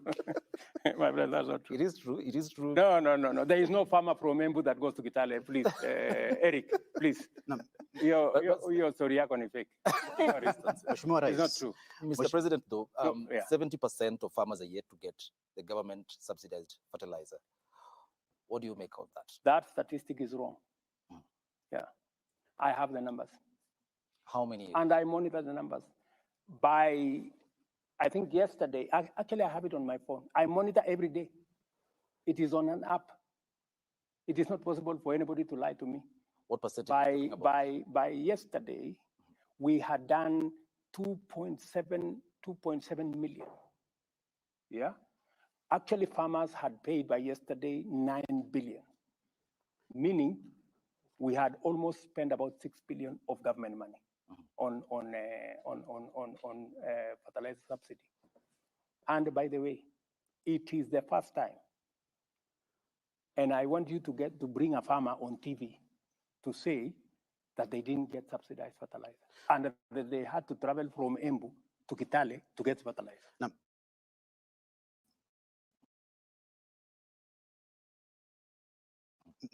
Mheshimiwa Rais, tuzungumzie hili la siasa kidogo. Hiyo jana ulionekana kinara wa muungano wa Azimio Raila Odinga katika mazishi ya Mukami Kimathi, na baadaye mkakuwa pamoja katika uwanja wa Kasarani katika mashindano haya ya Kipkeno Classic, na mlishiriki jukwaa moja mkakosoana kwa heshima.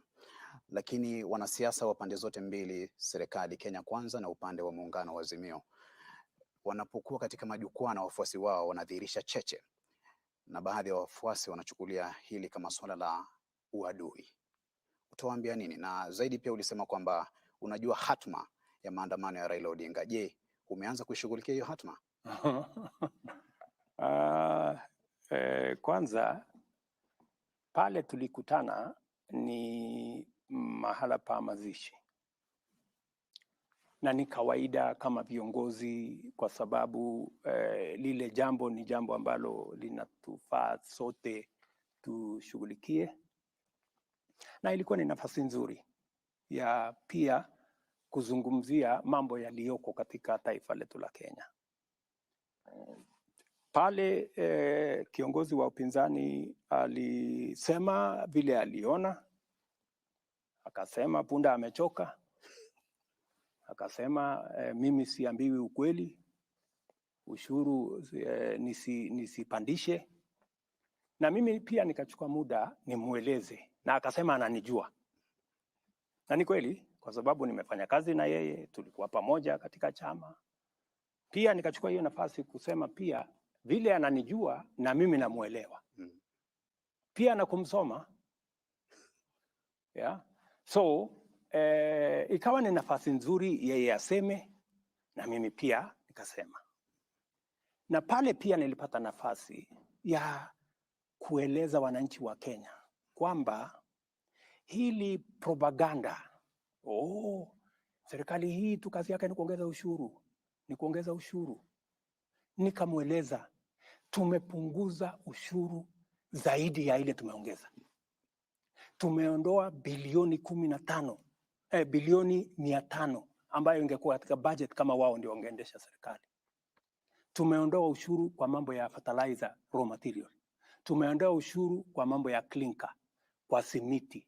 Tumeondoa ushuru kwa samaki. Tumeondoa ushuru kwa mambo ya furniture. Tumeondoa ushuru kwa mambo ya mahospitali, equipment ya hospitali. Tumeondoa ushuru kwa chuma na simiti, kwa sababu tunataka kukuza manufacturing yetu. Tumeondoa ushuru katika sehemu karibu 15. So sio kweli hii porojo inaendeshwa na wenzetu wa upinzani wakisaidiwa na vyombo vya habari kwamba serikali hii inaendesha tu mambo ya kuongeza ushuru. Sio kweli bana. Na utawaambia nini vijana ambao ni wafuasi wenu kutoka pande zote mbili, upande wa Kenya Kwanza na upande wa Azimio, ambao wanachukulia tofauti zenu za kisiasa kama uadui ama swala la kufa kupona? Tofauti za siasa ni tofauti ya maoni na tofauti ya sera. Nilimweleza ule ndugu yangu, na namheshimu kwa sababu ni mzee, namheshimu kwa sababu ni kiongozi. Nikamweleza kwa heshima ya kwamba wewe unaamini kusubsidize consumption, ambayo ni njia moja, lakini kwangu mimi ni njia bure. Mimi naamini kwa kusubsidize production. Ndio tofauti, maoni tofauti. Lakini baada ya ile mkutano, si tulikuwa pamoja Kasarani, tukaendesha, tukaona riadha ikiendelea. Na naibu wa rais hakuwa pale Kasarani. Leo tukakuwa pale. Mlifanya mazungumzo yote ya kando kuhusu masuala ya kitaifa? Tulikuwa hapo mzungumza chochote kuhusu? Wacheni fitina bwana. Mr. President, wako na ukaribu wako, msisome mambo ambayo hayako. Uwepo wako, wewe unasema kuhusu mazungumzo kati ya serikali na Kenya Kwanza na Azimio. Wewe unasema my deputy hakuwa Kasarani. Huyo amesema. Ni mimi ndiye niliyesema. Sasa nakuuliza wewe, alikuwa amekuambia atakuwa Kasarani? Ndio ukasema mbona aliniambia atakuja Kasarani? Picha iliyotambwa mtandaoni na inazungumziwa na Wakenya kwamba ukaribu wako, naibu wangu wa rais alikuwa na shughuli nyingi na Raila Odinga. Sasa ulikuwa unataka aje Kasarani afanye nini? Na alikuwa na shughuli nyingi. Okay, Mr. President. Je, kuna tokota mkono wa heri wa handshake kati yako na Raila Odinga? Waona jana na hata leo. Allow me, Mr. President, to get to the substance element of that conversation in Nyandarua County yesterday. And you premised your government on growing the revenue streams and scaling down on borrowing. That's what you campaigned on. Absolutely. Okay. And I am spot on. Okay. Allow me to quote this treasury data, which shows between October and April, that is last year until April the previous month. Treasury data shows that the new administration, the Kenya Kwanza administration, tapped into loans worth 425 billion Kenya shillings, which is more than 434.6 billion that the Jubilee government borrowed in the same period when it came to power in 2013. You are therefore above by what Uhuru borrowed at the same period by 17.4 billion Kenya shillings. Why the contradictory position? It's not contradictory. Why borrow more? The budget, my friend, we are using is Uhuru's budget. The budget you will hold me to account is the one we are discussing. You know, when you have a budget in place, even if you came into office today, unless you go to parliament to change the way the budget is funded, you can't. They had budgeted to borrow in that budget. They had budgeted to borrow 1.1 trillion. I came using the supplementary budget, I cut it down by 300 billion, right? But you see, the train had left the station. So the borrowing was more because in the budget that was read and passed by parliament, it was meant to be more. All I did is that it wasn't as big as they had anticipated. They had actually wanted to borrow a trillion, 1.1 trillion. Your Excellency, which the I cut approved down. budget deficits as at June last year for the current financial year, the budget deficit that had been approved by Parliament was 833 billion shillings. That was Of course, the Ruto administration was there. That was a false number, because when we came into office, we found that they had not factored about 130 billion of pending bills. They had not factored almost 90 billion that was meant to be given to counties. They were hiding figures. And that is why I want to run a transparent government. I want to run a government that's accountable. I want my minister and my administration to be asked questions. And that is why I believe in accountability, and I want an opposition that will hold the government to account. And that is why I am against the handshake. Because in a handshake situation, there is no accountability. That is how a government can hide borrowing the way it was hidden in the last budget. What then will you tell the people? If I look at just the figures of the deficits and how much it keeps fluctuating, at the beginning of a financial year, there is what the National Treasury takes to Parliament, and it's approved as a budget and a deficit. And if I look throughout the year, it always gets adjusted halfway through or midway through the year. 2014, 2015, the approved deficit was 417 billion shillings. By the end of the financial year, it had risen to 533 billion shillings, a jump of 28%. If I just go into another one, 2018, 2019, the approved deficit was 608 billion shillings. It jumped to 734, 21% jump in deficit. This time, you're going to Parliament seeking a deficit of 664 billion shillings and saying, I want to borrow and stay within this. Are you telling the people of Kenya that the Kenya Kwanza administration in the first year will not go back to Parliament and seek to borrow more than 664 billion? Let me first explain why when government says we're going to have this deficit, sometimes they have to borrow more because what they had anticipated to collect, they could not collect. Correct. That's why collection is very important, number one. Number two, sometimes the measures they want to use to raise the revenue, sometimes they don't pass in Parliament. So if a certain measure that was supposed to raise 20 billion does not pass, then you have 20 billion short. Then you have to borrow to cover that 20 billion. So that's why sometimes it has to change. I want to tell you, I will do my very best, by God's grace.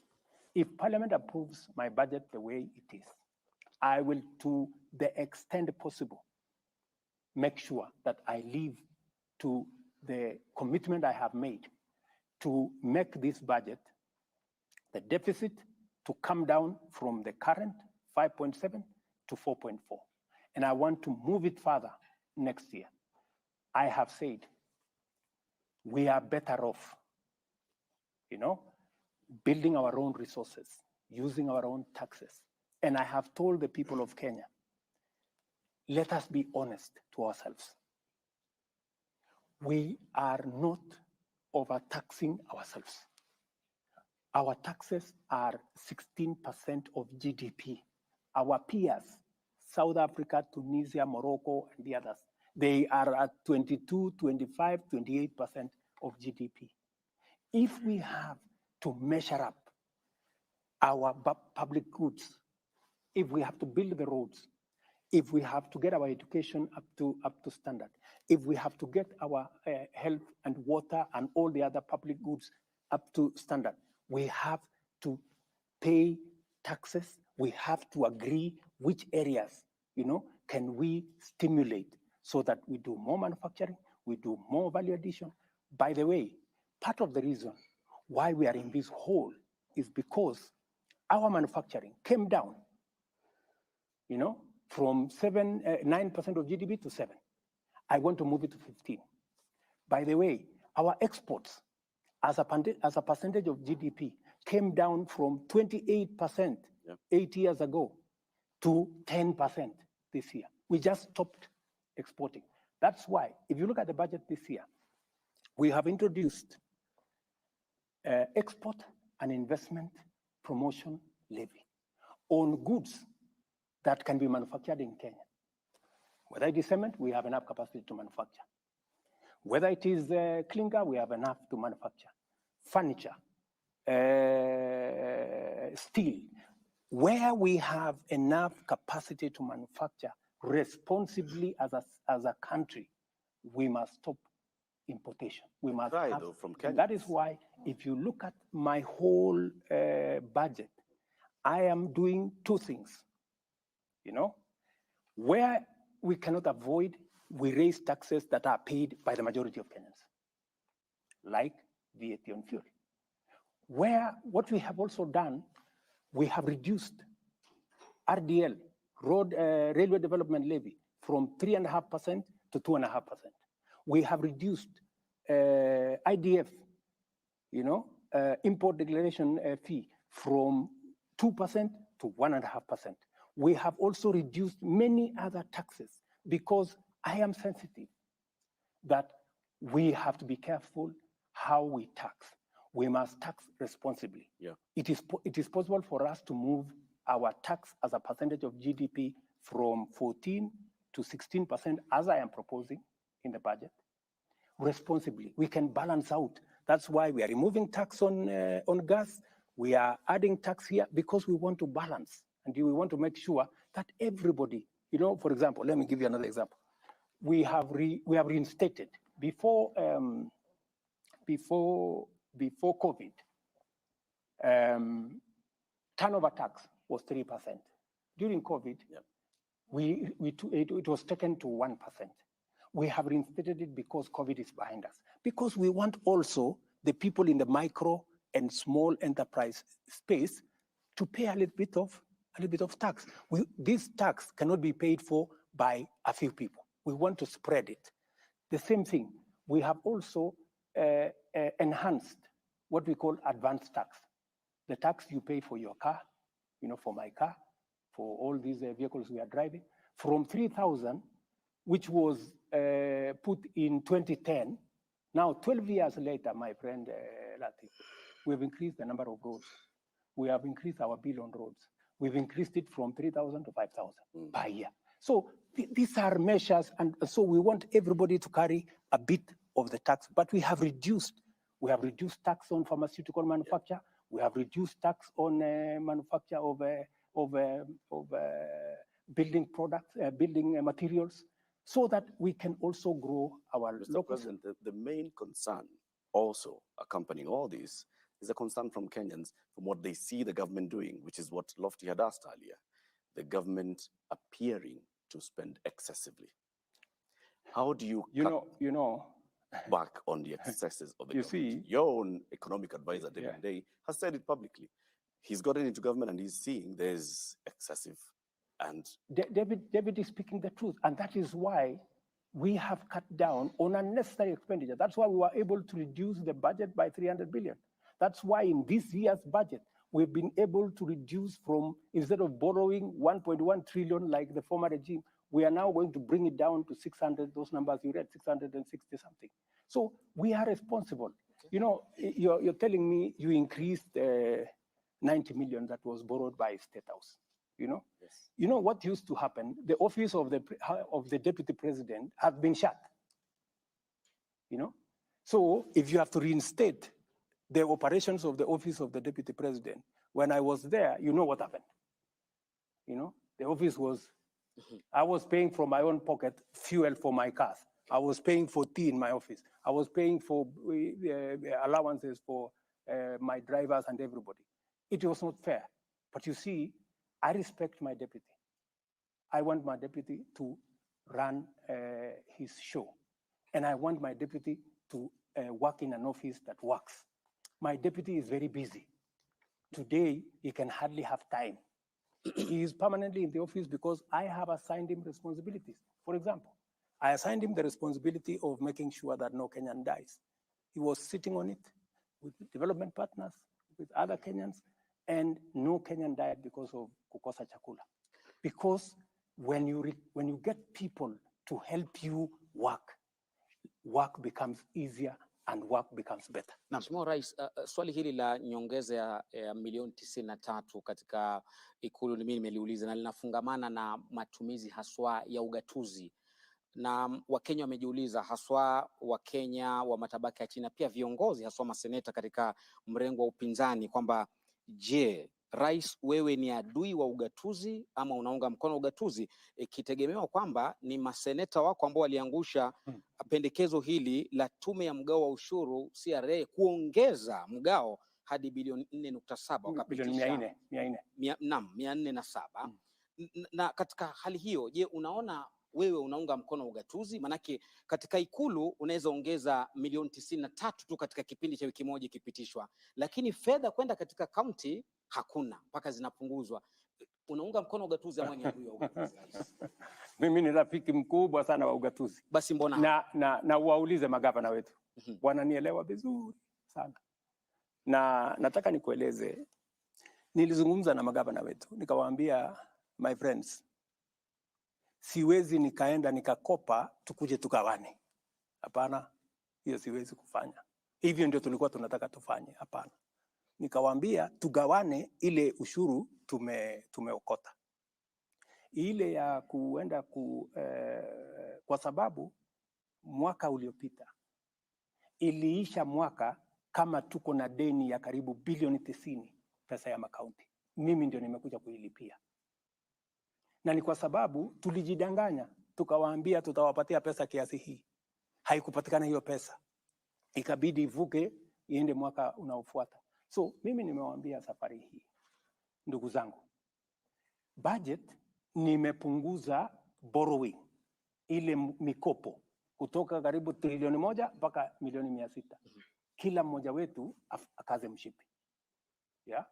Sisi tutakaza mshipi upande wa serikali ya kitaifa na kila mtu.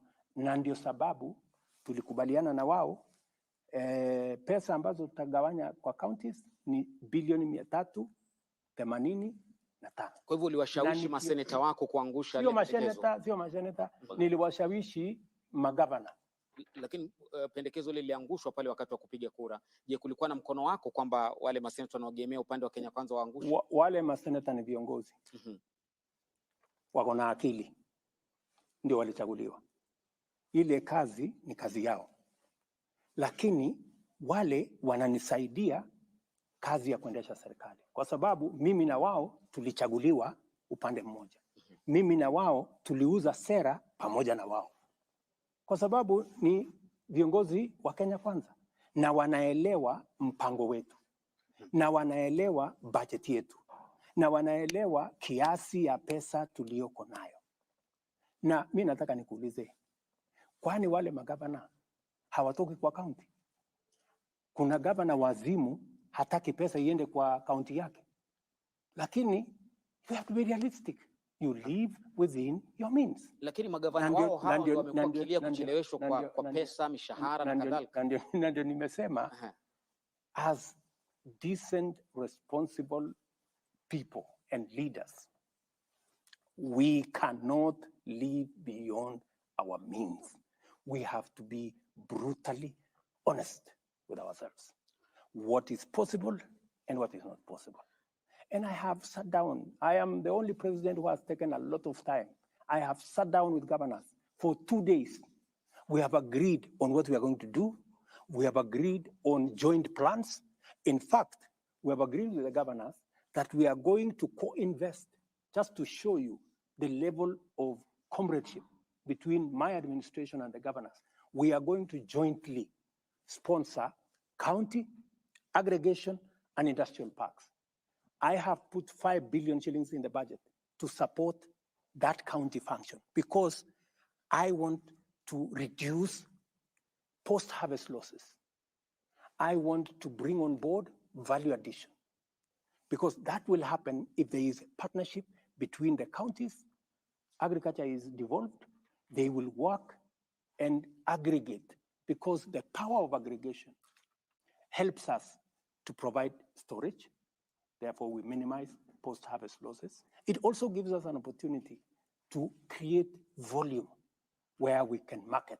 And number three, it gives us an ecosystem for us to value add so that we can take it forward. And by the way, in those, just let me finish. In those county aggregation and industrial parks, we have also linked them to commodity exchange and warehouse receipting so that counties can be linked. So that, because the problem we normally have is there is plenty in one corner of the country and there is scarcity in another corner of the country. And in between, there is no mechanism of how do you make sure that you close the gap between where you are, in another corner, food is going to waste because it is too much and it cannot be absorbed. On another corner, people are dying or people are hungry because they didn't have food. So commodity exchange and warehouse receipting is going to link the county aggregation and industrial. I have a direct question on that, Mr. President. So 385 billion shillings is the proposal to go to counties as revenue share. And then there's the extra conditional grants at 44 billion shillings. Correct. Foreign finance projects at 33 billion shillings, county industrial parks at 4.7 billion shillings, Exactly. medical equipment scheme at 5.9 billion shillings, county headquarters 454 million shillings, and some money coming from the judiciary 108 million shillings. It comes to 429.7 billion. Now, all the others that have mentioned sound like the national government giving money to the counties to do the national government's work. Why not give counties 429 billion shillings to determine where they want to invest their money? It is the nature of the law. The law provides some of those resources come from development partners, and we negotiate with development partners. Sometimes it is we have to receive the money as national government because sometimes development partners cannot go and sign 47 agreements. They prefer to sign one agreement with the national government on the understanding that this money will be passed to the counties. So it is just an accounting government procedure that dictates that some of the time we do that. Some of the grants, is exactly what I was telling you. Yep. We are providing 5 billion shillings. 4.7 billion, the one you have read, will go to the county. In fact, that's a county function. It's not a national government function. Exactly. I am supporting the counties to do what they are supposed to do. But I am telling them, I am not giving you extra money, because I have an interest in the county aggregation and industrial park. Because I want to make sure, because sometimes you send the money to a particular county and they go and decide to do something else. They go pay salary, they go for a trip to where, so that we don't want. They are accountable. They are accountable. They Precisely. have their own means of accountability. Precisely. You should not be determining what they do with the money. But send the money to them. The Senate will discuss the county allocation of revenue Latif, and pass it that's not how it works. according to the formula by Yes. CRA. That's- The money goes to the county. That's not how it works. Why do you want, Mr. President, the national government to determine what projects are going to be We have done already by functions that are devolved? we have already agreed in advance. We have already agreed. And by the way, I was here with the chair, Anne Waiguru, and her deputy, the governor of Wajir. Day before yesterday, I think, I was here with them. And they came for us to agree what is the procurement model of that particular exercise. And I told them the county will procure. Let the county, every county should procure the county aggregation, how it is going to be built. All we have agreed with them. The same way we agreed on the design of all our Tibet institutions. We have agreed on one design for the county aggregation. For what purpose? Number one, for standardization. Number two, to avoid another architect going to charge sijui 20 million because they have gone to some place. And so we are approving one generic design. And that is the design that is used everywhere. We've done it with Tibet, it's very successful. Number three, we have also agreed for purposes of accountability, how much it's going to cost. We have done a BQ so that somebody does not go and sit somewhere in Kisumu or in Eldoret or in somewhere and say, oh, you know, this thing has cost 600, 700 million. We know the cost. So we have agreed ahead of time. This is going to be the cost. You procure, this is the BQ, this is the design, there is no other cost. Okay. Mheshimiwa Rais, tukisalia kwenye hili swala la ugatuzi na utendakazi wake, sekta ya afya imekuwa ikikumbwa na changamoto mbalimbali na wengi wanauliza, je, sekta ya afya kweli iko salama mikononi mwa serikali za kaunti? Mimi ninaamini kabisa katika uwezo wa makaunti kusimamia sekta ya afya. Kuna watu wengi wako na msukumo kwamba sekta ya afya irudishwe kwenye national government. Mimi siamini kabisa, kwa sababu mimi nimeona tofauti mkubwa tangu mambo ya afya iwe devolved. Madaktari wameajiriwa, wauguzi, nurses, clinical officers, equipment, ujenzi. So mimi ninaamini kabisa ya kwamba sekta hiyo ya afya imekuwa bora katika mikono ya county governments. Pale kidogo tuko na matatizo, kwa sababu lazima tuseme ni kwamba tuko na matatizo kidogo na wauguzi wenyewe, madaktari na wale manases, na tumekubaliana vile hilo jambo tutalitatua. Na nurses and doctors, they have some legitimate concern. Not actually some, they have legitimate concerns. Ya mambo ya promotion, mambo ya training, na pia counties wako na legitimate reasons. And that is why tumekubaliana na county governments. Tumeketi chini, tukasema we are going to operationalize part of the law that was not operationalized on human resource that is going to help us jointly with county governments to work on the human resource element. How are we going to make sure that the doctors are trained? When they go on training, what happens? Because counties wanatuambia madaktari 10-20 wameenda training miaka 4. Bado wanapata mshahara katika county. Kwa hivyo hawawezi kuajiri daktari mwingine miaka 3, miaka 4. So lazima hapo pia tuketi chini, ni vipi? Ni wakienda katika training, nani atagharamia hiyo training? Tuko tayari kama national government kujadiliana. Tutafanya mgao hapo katikati, tutakubaliana ni vipi, na mimi niko na imani ya kwamba tutakubaliana, kwa sababu we have an interest in doctors being trained.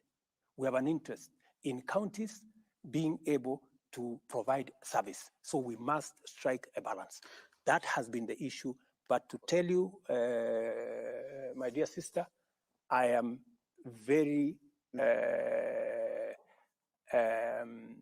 I have full confidence, let me say, in the ability of counties to discharge the responsibility of health. Na Mheshimiwa Rais, kuna sekta hii muhimu ambayo pia inataka tuiangazie katika mazungumzo. Just one minute, tafadhali. Sawa sawa. Pia, just to show you how well we are working with the counties, because I believe that reasonable people can arrive at a consensus. We have also agreed with the counties that we are going to have a new paradigm in the delivery of health, that we are going to reduce on curative, we are going to enhance on promotive, and on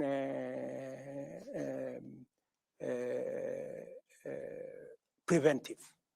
Those two, on preventive and promotive. And that's why we have agreed with them that jointly between the national government and the county government, under the new plan that I am pushing, we are going to change what we call today community health volunteers.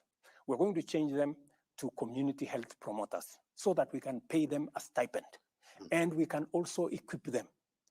We are currently procuring about maybe 2-3 billion worth of equipment for community health promoters. These are close to 100,000 people in Kenya.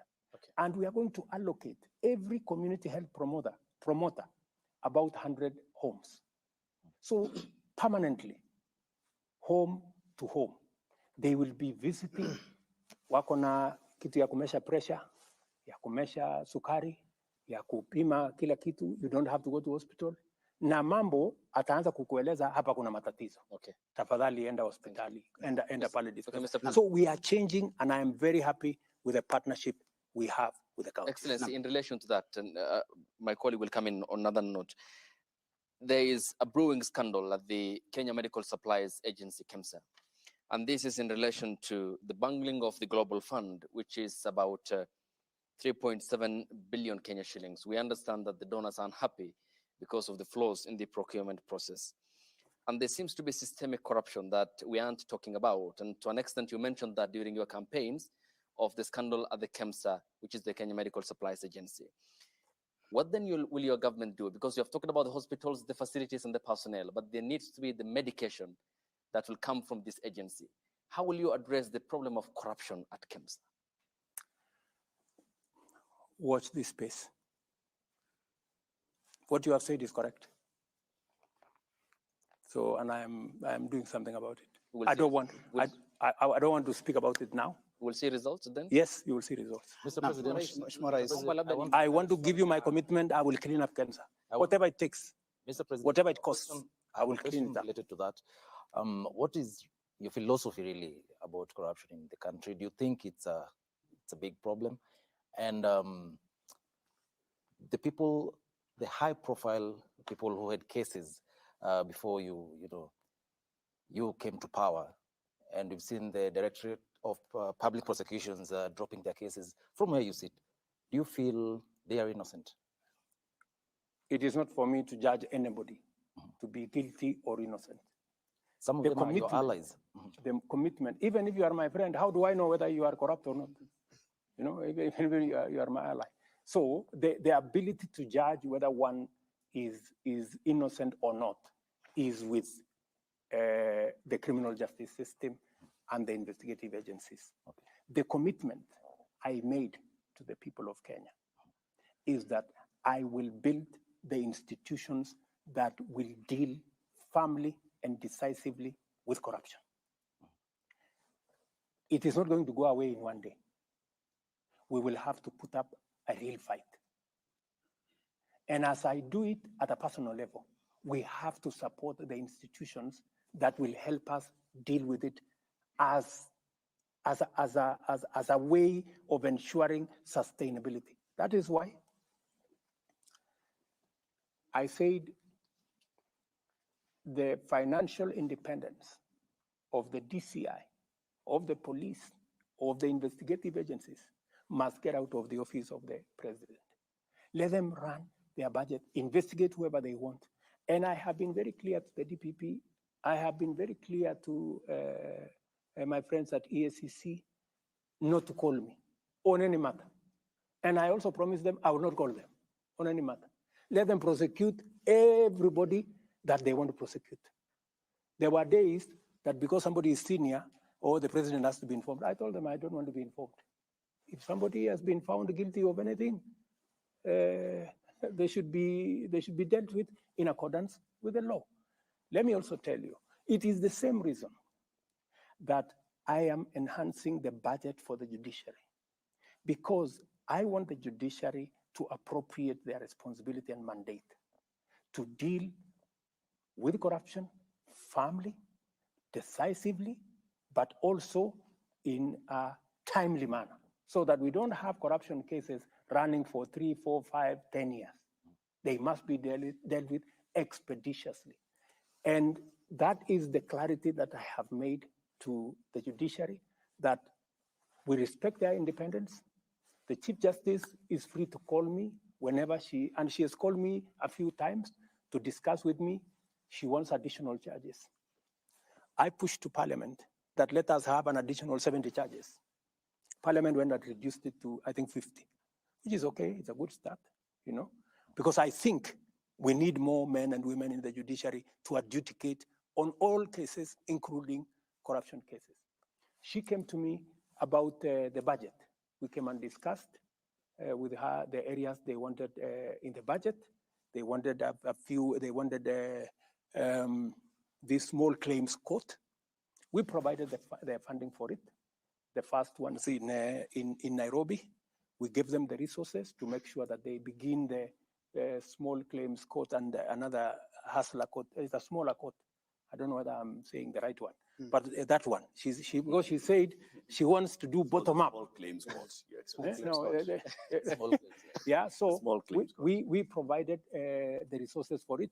She came back to me and told me she wants to complete, I think they have about 20 different buildings in different places for courts around the country. That's why I have put money, because that's why I've given them an extra 4 billion shillings, because it is my commitment that we should build the capacity of the judiciary to be able to handle cases. We should build the capacity of the DCI.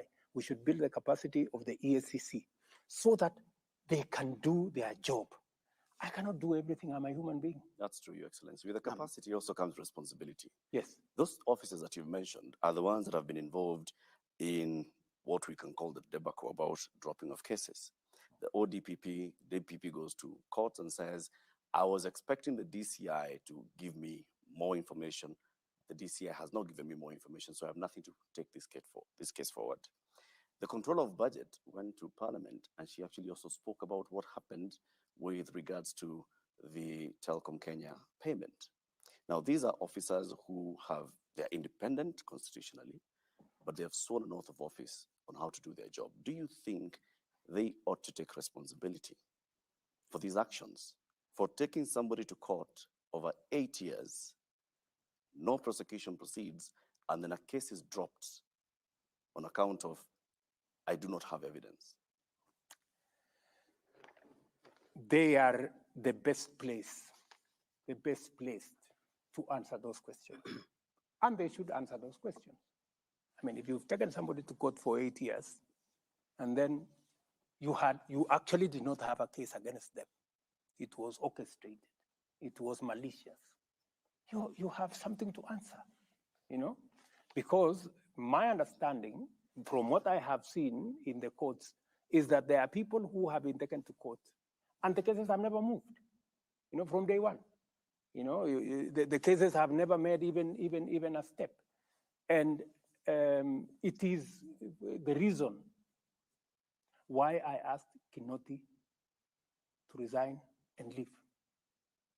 Because he was involved in the exercise of politicizing the criminal justice system. Is that sufficient? Which is unacceptable to me, you know, which is unacceptable to me. So, and you can ask Mr. Amin. You can ask the new IG. He rarely receives a call from me on anything because I want them to do their job. My friend, I have a job to do here. I wake up early, I sleep late. I don't have time to go and do the job of a policeman. Mheshimiwa Rais, I don't have to go and do the job of a judge. Let them also do it. Naomba nilete swali lake karibu na wewe.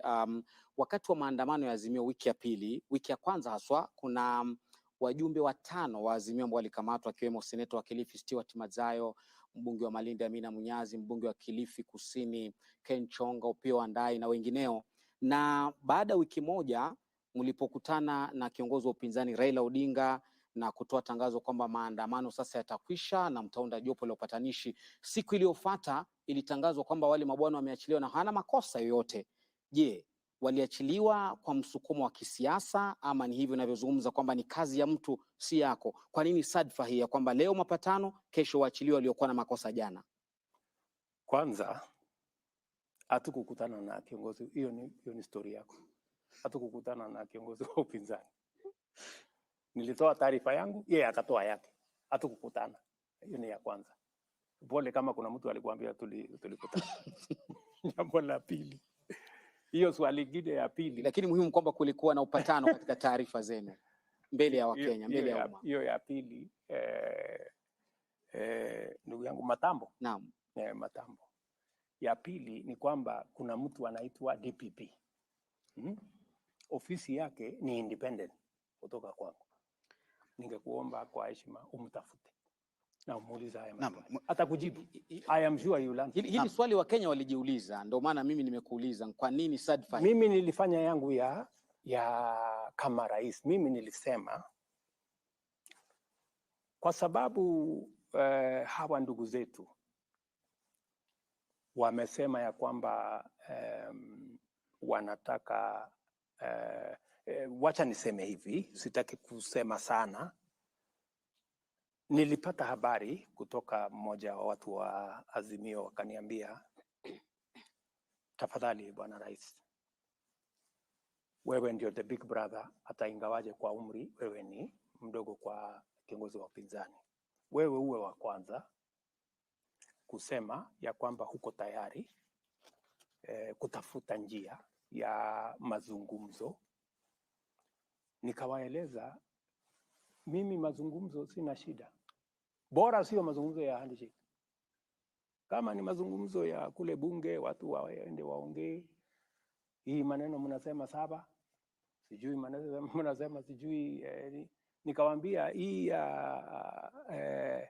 IBC tuko tayari. Mimi sina mtu pale ambaye nimemweka kwa sababu yeyote. Kama tutakubaliana ya kwamba Public Service Commission haifai kutoa mtu, ama political parties haifai kutoa mtu, tubadilishe sheria. Mseme mnataka nani atoe huyo mtu mwenye atakuwa katika hiyo panel. Me, I have no problem. I have no interest. I did not select even one person. The list was brought to me. Mimi nikakuja tu nikatia sahihi, nikasema LSK walilete mtu wao, interreligious walilete mtu wao, political parties walilete watu wao, Parliamentary Service Commission walilete watu wao, public service. Mimi hakuna mtu ambaye anasema anachaguliwa na rais kwa hiyo jopo. So mimi nikawaambia sheria ndio inasema, mkibadilisha sheria mtafute mbinu mpya mniletee, mimi nitakubali. Yes. Bwana Rais, Mheshimiwa Rais, napenda kurudisha kwa kimombo just a minute before my colleague goes ahead with that question. In relation to that, to what Lofty has asked about, the demonstrations and that period before you had an agreement with the former PM, Article 37 of the Constitution talks about the right to picket.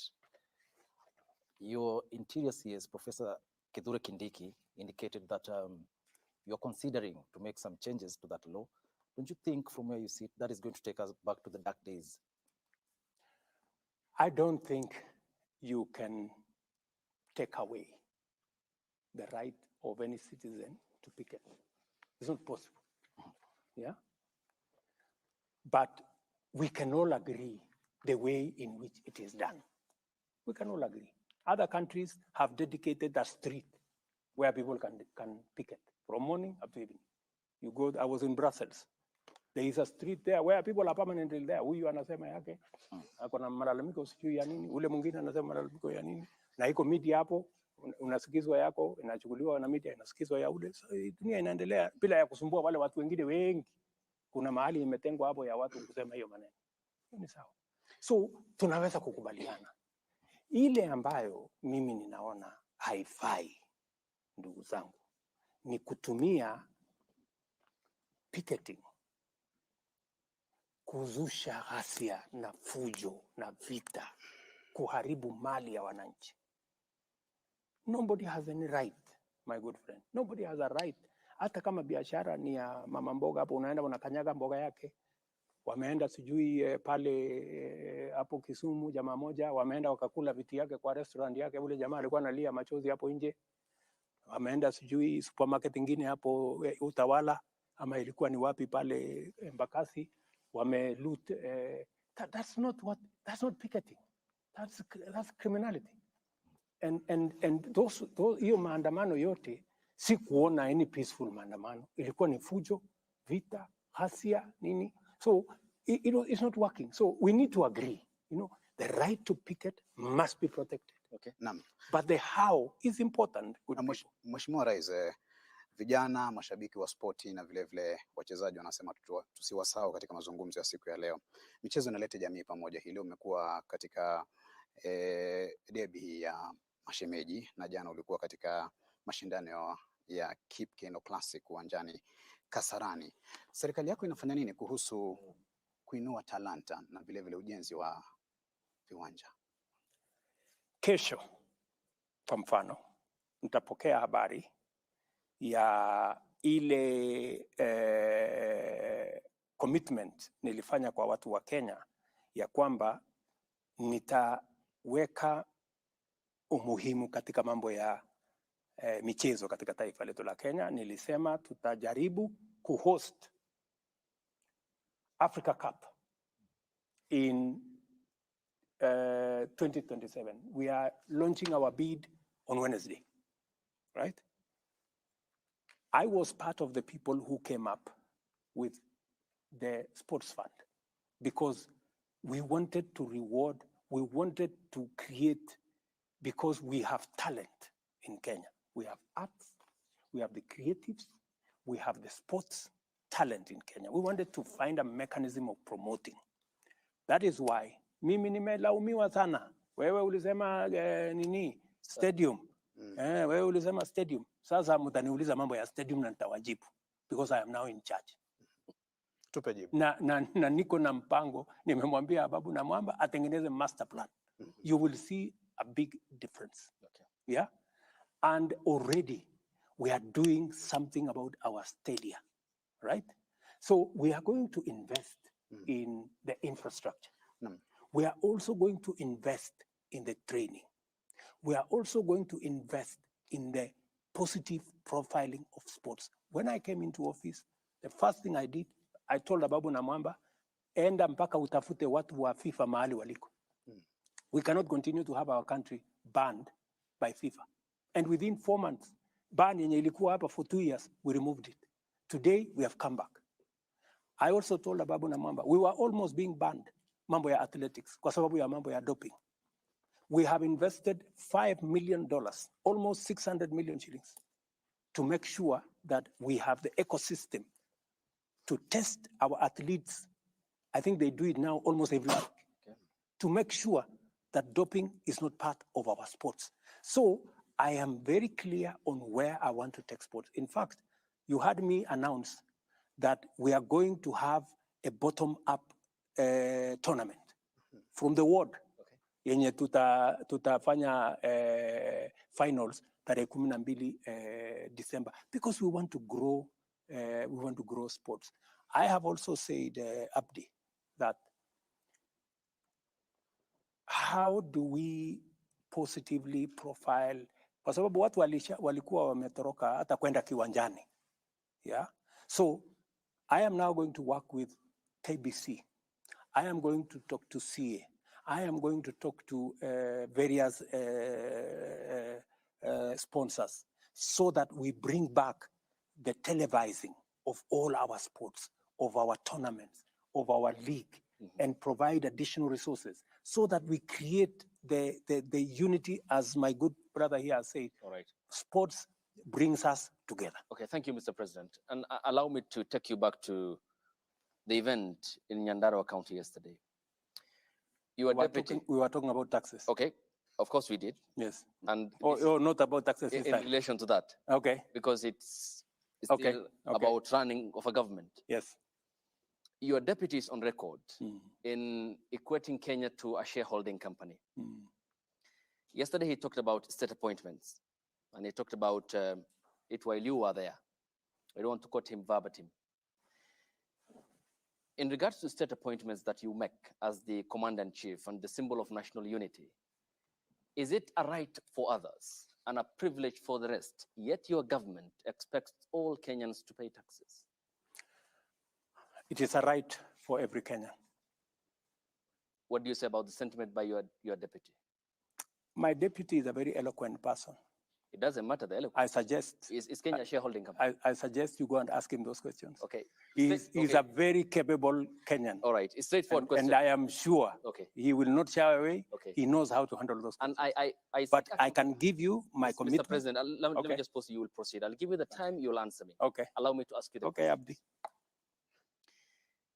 The presidency is a symbol of national unity. Correct. You all represent us, isn't it? Absolutely. What's your view? Is Kenya a shareholding company, or as the constitution establishes, a secular state where we are all equal before the law? All Kenyans are equal before the law. When it comes to political appointments, right? Everywhere in the world, you know, there are certain considerations you make.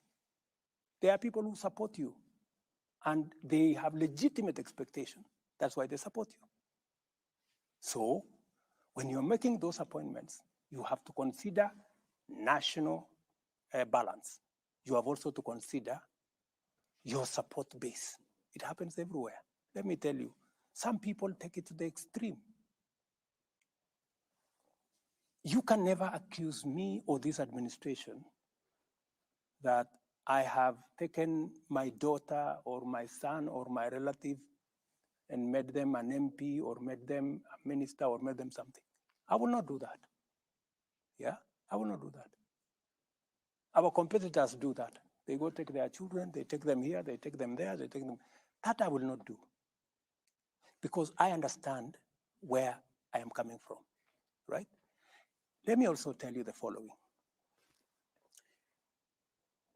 Sometimes, because of our, obsession, allow me to use that word, it's a bit negative, because we are too much interested in this tribe, this guy is this tribe, this guy is this tribe, this guy is this tribe. We get too absorbed in tribe identity, identity politics. It's time we transited from identity politics into politics of interest. Abdi, the 36,000 housing units that I have launched for construction, there are close to 100,000 Kenyans working. There are Kenyans from all over the place. Nobody asks them when they go to those construction sites as quantity surveyors or technicians or electricians, or nobody asks them which tribe do you come from. I was in Homa Bay to launch the same. And this program of housing is going to be in every corner of the Republic of Kenya. We're going to make sure so that we begin to walk away from 3, 10, 20 appointments. We are so obsessed. It's because of this scarcity.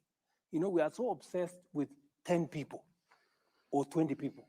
You will discover, for example, it doesn't matter. Even if I appoint 20 people from a certain community, let me not mention any community, it will not change the dynamic. People from that community, millions are still on the street. Wengi bado wako kwa dimanga pale. How do we, Abdi, instead of arguing about 3, 4, 5, 10, 15, 20 appointments, how do we create the ecosystem that will employ Kenyans in millions, Kenyans in every part? Right. How do we make sure that we have a program in Kakamega that will employ 10,000 young people? We have a program in Kwale. That is the program I'm looking for. And that is why, Abdi, I am telling you, and I want to persuade my fellow countrymen and women, please, let us invest our resources in projects and programs that will create 3, 4, 5 million jobs for the people walking in our streets, our own children, our own blood and flesh walking the streets. Don't walk away from them. Don't say, I have a job. How is it my business to bother about the fellows who don't have a job. All right. I mean, surely Taking we you- have a taking you back from- responsibility, okay. Abdi. You agree with me? We have a Okay, responsibility. we have a responsibility. Yes, we do. Taking you back from that housing element, that, Okay, okay. you have parachuted into that, Yeah. and it seems to be. It's because I am very passionate okay, about it seems it. to be a semantic Because I evasion. see an opportunity for this country to change. Thank you. It seems though it looks like a semantic evasion. Final question on this, Yes. because it's still on appointment. You said the expectation from those who supported you during the campaigns, and you have to place them somewhere in your government. Good example. Hypothetically, we are seated here. Ayub was your supporter, say, for example, during the campaigns. Pardon? Ayub was supporter. I Yes. supported you, your campaigns, Yes. by financing, but I have no qualifications. Eric Latif didn't support you, but is a Kenyan like me who expects to serve his country. He has the qualifications. He has the merit, for example, let's say. Between me and Eric in your government, who will you pick? I will pick Eric. But that is not the case in many aspects. That is the case. It isn't. That is the case. You have made political appointees. That is the case. Awarding competency. And I appointed General Ogola. General Ogola is among the people who went to Bomas to try and overturn my victory. Do you know that? But because when I looked at his CV, he was the best person to be general. I called him and I sat him down. I told him, my friend, you went to Bomas to try and overturn my victory. But because you are the best person to be general, I'm going to give you the job. That is how it works with me. That's why I told you, if a person has the qualification, if he is the best for the job, I will give him the job. But that is the military. There's a code of conduct for the military and how politics works in Kenya, Mr. Let me tell you, my friend, I had the opportunity. I could have appointed anybody. I had, I think, 10 choices. I didn't have to. You know, there are people who say, oh, you know, William Ruto appointed Ogola because he was the deputy CDF. That's not the case. I made the decision consciously. And I made the decision against the advice of many people. Many people told me, you should not give this, you should not reward this kind of behavior. Okay. But, you know, I also must be sensitive. What exercised my mind? This gentleman has a good track record. And in fact, when I spoke to him, and it's not something that I should be talking about, but because you have asked a good question. What exercised my mind is this gentleman, yes, he may have made a mistake. Maybe because the commander-in-chief that time told him what to do. Maybe he, and when I talked to him, he told me, I have no defense. He told me, I have no defense. You do with me whatever you want.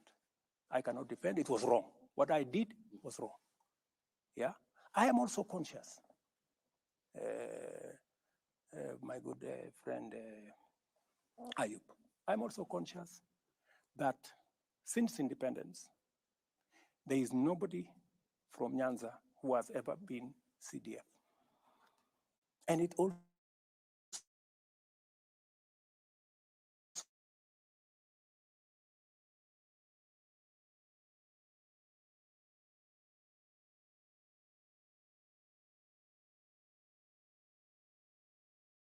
system overweighed the mistake he had done. Okay. You know, so I want to tell you that I make very sensitive appointments. I make very deliberate appointments.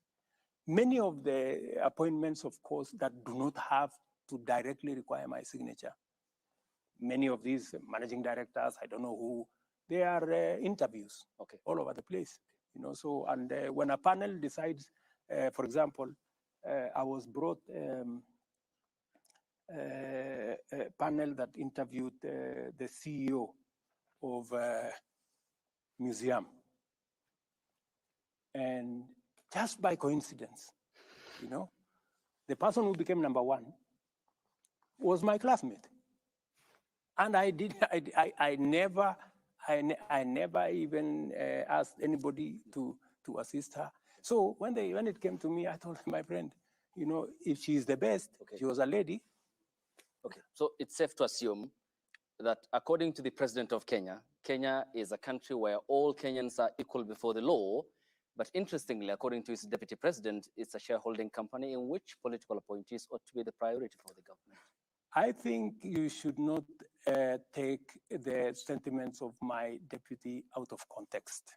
What was the context? I think it is fair if you can arrange an interview with him so that you can contextualize, because now we are discussing him, me and you, and he's not here. Not him per se, Mr. No, President. because that's what it is. Okay, not him per se, Mr. President. We are discussing what he said. He's not the subject here, but okay, let me put it this way. Let me paraphrase the question.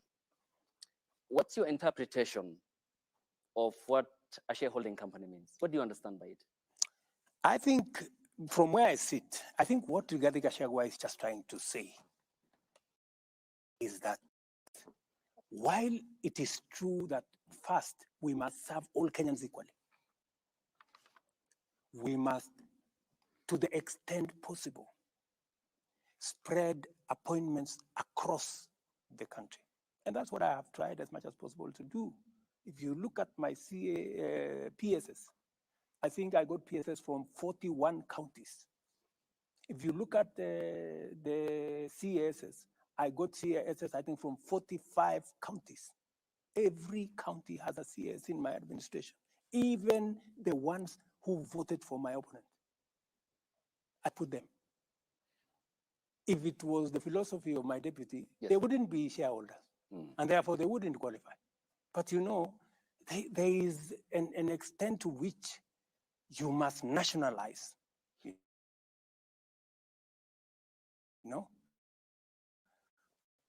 Many people thought, for example, the Hustler Fund. Many people thought, this is just going to be for the people who voted for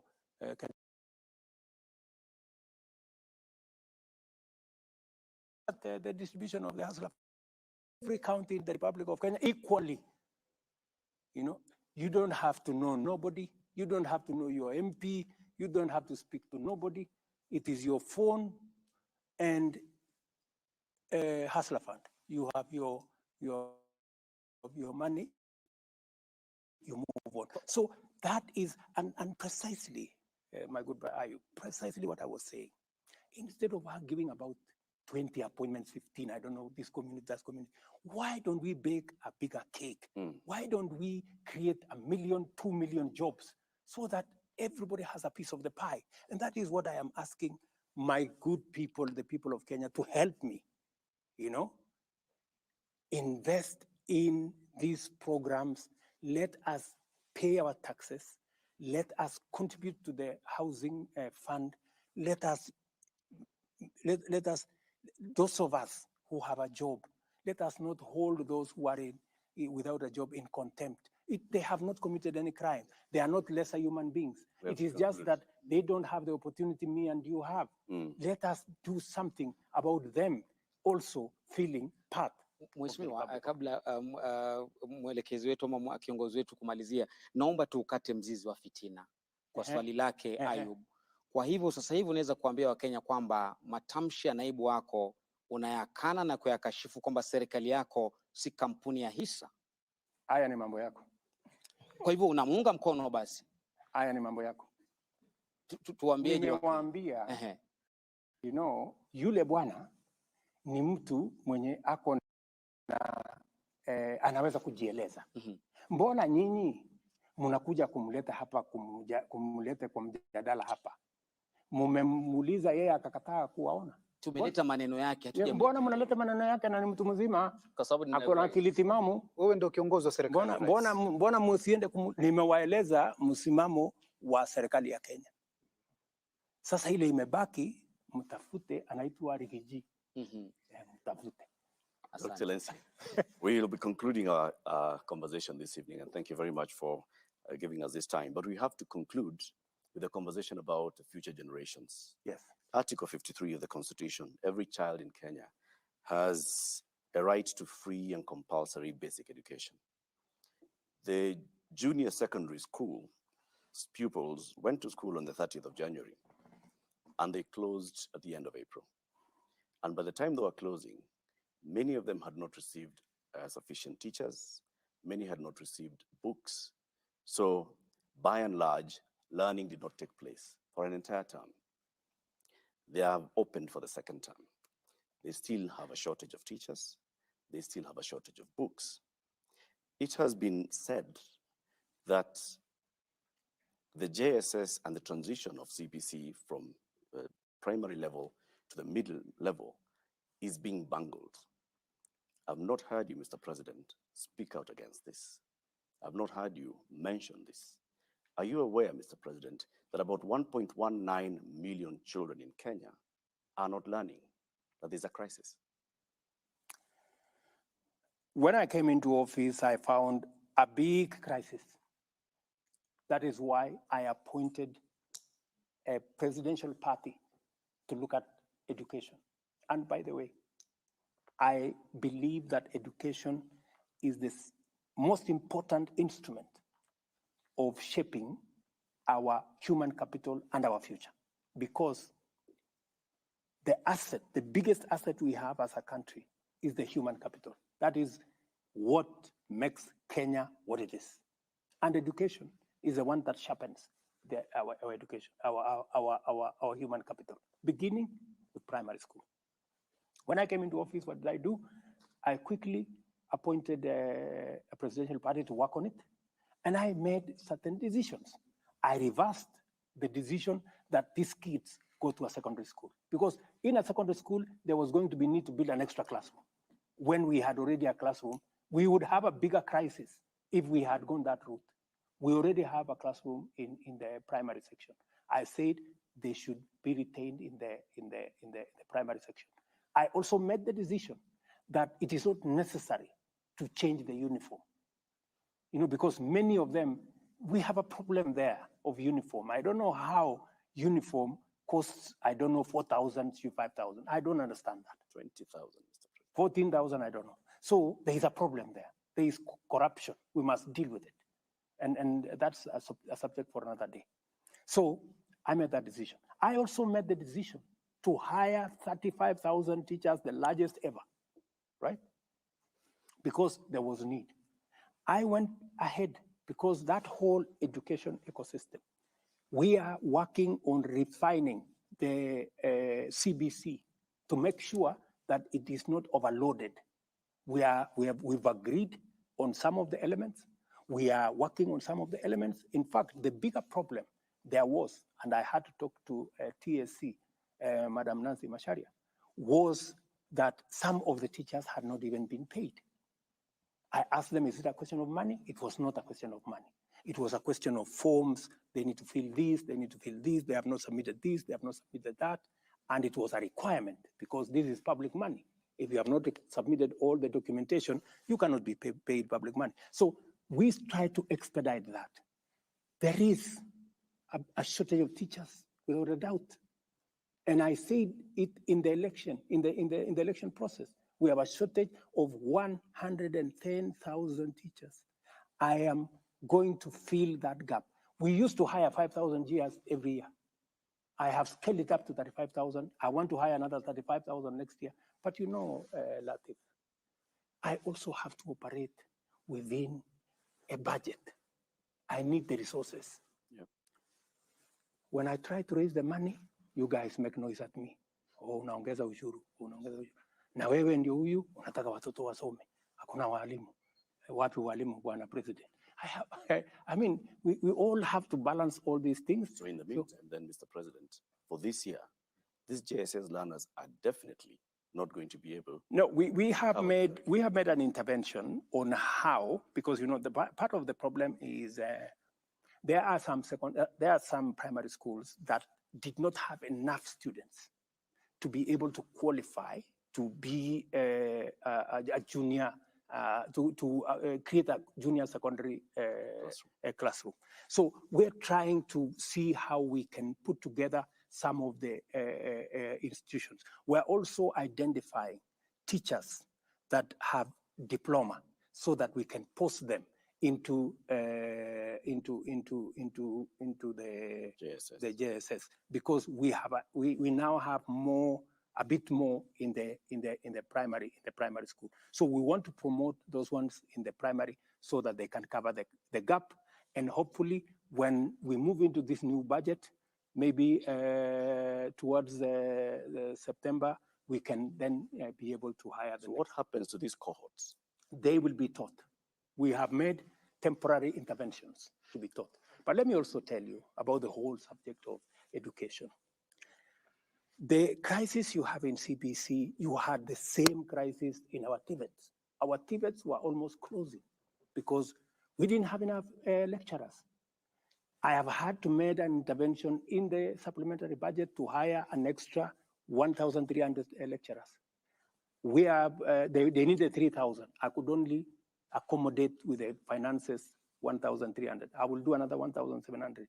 We have also changed the funding structure of our tertiary institutions. We've changed the financing structure because we have to be realistic. Our universities, for example, we were giving them 44 billion a year. Yeah? 44 billion was less than 50% the amount of money they need to be able to teach. So we are sending kids there. We've given them half the money. They don't know what to do. They cannot pay the lecturers. They cannot pay bills. They cannot pay NHIF. We have a whole crisis. And nobody was making any decision because nobody wanted to, because it was too big a problem. So when we came into office, I asked my economic team, call the vice chancellors. We sat down with vice chancellors. We told them, gentlemen and ladies, let's have a conversation. You know, we have to be realistic. What's going to happen? So we sat down with them. I have had like maybe 8 meetings. 2, 1 subject. Finally, we came up with a funding model, yeah, where 30% of the students, especially those who come from families, about 45,000 students, scholarship fully paid, you know. And we changed the funding structure from giving money as grant to the university to giving money to the student as scholarship, so that we know who and how many. And every student now has to apply for that scholarship. We have a means testing instrument, which has worked for 25 years to determine who can qualify for funding, who does not qualify for funding. 45,000 students will get 100%. That's about, I think, 29% or thereabout. The next group, I think about another 25 or so percent, will get almost 85% scholarship, and part of it will come from loan. They will take a bigger loan, which they can pay later. And the able students, who are about, I think, another 20-something percent. My child, Ayub's child, maybe yours has not gone to university. And I mean, those are our kids who go to these academies where we pay 300,000, 200,000. We've now said they must pay a little bit fees in the university, between 20,000 and 40,000 a year. And we've moved the funding from 44 billion to 82 billion every year. The celebration that was here by the vice chancellors was amazing, because they've always wanted to have this conversation. Nobody was willing to listen to them. We have moved the funding for our TVET from 5.2 billion shillings to 10 billion. We will be sure that our kids will go to university, and they will be taught, the lecturers will be paid, the emoluments and all the other things will be paid, and we have it on a sound footing. I can tell the country from where I sit, the mess we found in primary school, in our TVETs, in the universities, is sorted. And what is more, I started the agenda of Open University when I was Minister for Higher Education. When I left, it stalled. Again, I want to tell the people, the great people of Kenya, you will now have an opportunity to go to an open university where you learn online. You don't have to go to anywhere, and it is cheaper. Konza City, we are working on the programs now. We are going to launch that university, I think, in September this year. So we'll admit students in the Kenya Open University, where we are going to increase the chances of people going to university because it's much more affordable. You know, you don't have to go there physically. The largest university in India is an open university. The Open University of South Africa is a huge university. I think it has 1 million students. So that's the direction we are going. That is the kind of reform, that's the kind of thinking you need in a country for us to move forward. Mheshimiwa Rais, unapoangalia sekta ya elimu na tushikanishe tu pamoja na masuala ya usalama, unapoangalia eneo la North Rift, bado kumekuwa na changamoto ya usalama na kuna wale wanafunzi ambao walitarajia kujiunga na JSS sasa hivi pengine hawana madarasa. Hatima yao ni ipi? Ikiwa wanakutazama sasa hivi wanajiuliza JSS pengine ni ya mijini tu ama hatima yetu ni ipi? Pale North Rift, especially sehemu ile iko na matatizo ya usalama, imekuwa ni ile huyu bwana anaita donda sugu. Anaitwa nini? Donda ndugu. Na sugu ni gani? Ni hilo hilo. Okay. Kwa muda mrefu na miaka nyingi. Na niliwaeleza wale ndugu zetu wanaoishi North Rift la kwamba kwa vyovyote tatizo hii ya watoto kukosa kwenda shule, mashule karibu 20 yamefungwa kwa miaka 5, 10, mingine miaka 15. Niliwaambia safari hii hili tatizo tutalitatua. Ndio nimechukua hatua ya kwamba pale katika North Rift tutaweka hema ya jeshi permanent. Pale katika North Rift tutaweka camp ya polisi permanent. Hawa magaidi na wakora na wezi wa ng'ombe tutapambana na wao, na mimi nataka niwaambie nikiketi kutoka hapa, kwa vyovyote, if it's going to take 10 years, if it's going to take 20 years, they better be ready, because this story of kids not going to school must come to an end. Mimi nimetoa pesa karibu milioni 100, nimepatia jeshi waende wajenge hizo mashule zote ambazo zilivunjwa na hawa wakora, ili tuwarudishe watoto wetu. I'm going to get a report next week. I spoke to actually Machogu this morning. I'm going to get a report next week. Mahali wanajeshi wetu wamefikisha, because our kids must go back to school, and we are going to deal with the challenge of insecurity in the North Rift, whatever it takes. And I have made that commitment as the president of Kenya, that North Rift we must get rid of this insecurity in North Rift, because North Rift once and for all. Yes. Naomba mheshimiwa tumemboa time imeisha. Uliza swali la mwisho. Naomba tu kuongeza bizari kwenye swali lake Nancy la masuala ya Baringo. Naam. Okay. Ni kwamba kuna shule moja inaitwa Ngeleche na nyingine inaitwa Rugus, bado hazijafunguliwa na zinatumika zingine kama vituo vya kuwafunza wale wanajeshi ama polisi wa akiba. Ni miezi mitatu sasa ama 4 katika operation hii ambayo inaendelea, na Wakenya wanasema hawajaona matunda yoyote, kwamba watu wameshikwa ambao ni magaidi na wale majahili katika eneo lile. Ukijibu hilo, ni juzi tu waziri wako wa usalama wa ndani Kindiki Kithure alikuwa katika eneo la mpakani mwa Somalia, Ethiopia na Kenya kukutana na mawaziri wengine, na kuna mpango kwamba eneo ambalo lilikuwa limefungwa kwa zaidi ya miaka 10 huenda likafunguliwa. Ni kwamba katika ukanda huo sasa kuna usalama, mmepambana na magaidi vilivyo kama serikali, ama namna gani?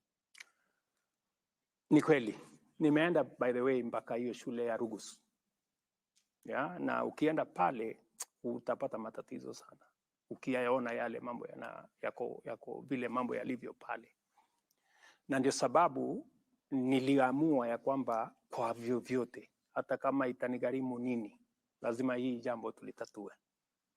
Ni kweli kuna mashule, nafikiri kulikuwa na mashule karibu 20, nafikiri there are almost 5 or 6 schools that are not yet open, because some of them have not been repaired.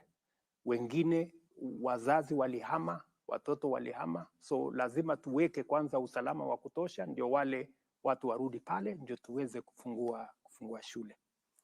Ile hakikisho mimi nataka nitoe ni kwamba serikali ya Kenya itahakikisha ya kwamba kwa vyovyote tukitumia jeshi la polisi, tukitumia askari wa ziada ama ulisema wanaitwa nini? Akiba. Hawa wote tutawaweka katika hiyo mchanganyiko mpaka swala hili la usalama lipatikane. Pale mpakani tumezungumza na serikali ya Somalia. Tumezungumza na IOM, nilikuwa na wao hapa juzi. Na tukasema kule kufunga kwa biashara mpakani kuna wafanya magaidi kuona ya kwamba wamefaulu. Ni vipi tunaweza kuhakikisha, unaweza kuweka ya kwamba hali ya kawaida ya maisha inaendelea hata pale tukibambana na magaidi. Kwa sababu kule kufungwa kabisa kwa mpaka makes it look like the criminals have succeeded in blocking people between our two countries, trade between our two countries, and as a result smuggling and illegal things are going on. It is better we have a formal border where taxes are being collected by Somalia on the other side, Kenya on this other side. Because in the absence of a border point, it means there is nowhere, so you will still find products moving from here to there, but there is no mechanism of checking whether the products meet standards, whether taxes have been paid. So it is good to formalize a place where people who are genuine can go there and be able to present themselves, present their goods, pay taxes, do business, so that we can deal with the criminals outside that formal engagement. Shukran kwa kukubali bizari yangu. Asante sana. Mheshimiwa Rais, naona tumetumia muda wa ziada, muda wa akiba, muda wote. Thank you very much for speaking to us this evening, Mr. President. We have not exhausted the list of questions that we had from Kenyans, but we've even extended some time so we can get some more time. Can you allow me 1 minute? Yes, please. You have to get your closing remark. Okay, before I do my closing remark, wacha niseme tumeondoa ushuru kwa aircrafts, helicopters, parts, engines. Nikasikia kaona watu wengi hapo wakisema unajua huyu president marafiki zake sijui tunasikia hata yeye yako na helicopter sijui katika ile project ya kawaida. Mimi nataka niwaeleze Wakenya hivi. Tumeondoa ushuru kwa mambo ya aircraft kwa sababu Wilson Airport na Kenya is I think the second or third or fourth busiest airport in Africa. Hii Wilson Airport yetu hii. Na kazi kubwa ya Wilson Airport pale ni repairs, maintenance, and one more. We have a very big ecosystem of engineers and people who work in the aeronautical field who had shifted base kwa sababu wakati tuliweka hii ushuru yote wakahamia Tanzania, wakahamia Uganda. Tukapoteza biashara, tukapoteza ajira. Wilson Airport karibu inafungwa. So the same industry players kutoka Wilson Airport walikuja wakasema, jameni, mbona sasa mnatufanya tupeleke ndege zetu Tanzania ama Uganda? Na hapa ndio tuko na engineers, hapa ndio tuko na specialists ambao wanaweza kutufanyia hii kazi. It was purely because we are protecting our jobs and we are protecting our business. So that's the reason. And every other tax that I have put, it is reasoned out. And by the way, I sat in this room with every ministry, every PS, myself, with my team to interrogate the budget. Because I have to own up and take responsibility for everything that this government does. Except, of course, the ones that I cannot, Lakini, to the extent possible, I must be able to answer to the people you say, Dayup. The people of Kenya. Yes, the countrymen and women. And women. I must be able to answer to them when I am called upon. What if the ladies and gentlemen in the National Assembly and the Senate do not pass the finance bill, then what? We will cross that river when we get there. But I think I have made, and I will continue to make, a persuasive argument. I believe in engagement. I believe in working with people. That's why I'm taking time to explain myself. You know, I don't think there is any other president who has explained himself the way I do, because I want to persuade the people of Kenya. I don't want to impose things on people. I want them to understand. I want them to criticize what we are proposing. But we must all be objective. You know, is it reasonable? Does it make sense? You know, because, you know, we have a country, my friend, and I want to tell you, Latif and this great team, Eric, Lofty. And my dear sister here, and my good brother, that this country does not belong to William Ruto. Doesn't belong to the president, doesn't belong to anybody. It belongs to all of us. We are here, we will fly together, or we will crash together, you know? By God's grace, I am the leader today, you know? And I owe it to the people of Kenya and God, who I swore by the Bible to do the right thing for this nation. I must make a contribution. It is not always that you get an opportunity like the one I have to make a difference in a nation. And I want to be understood that whatever we are proposing, we want the best for our country. From where I sit, I understand many people criticize, wewe, nani alikuambia ati tunahitaji manyumba? Wewe, wacha hizo. You know, like for example, this fertilizer thing.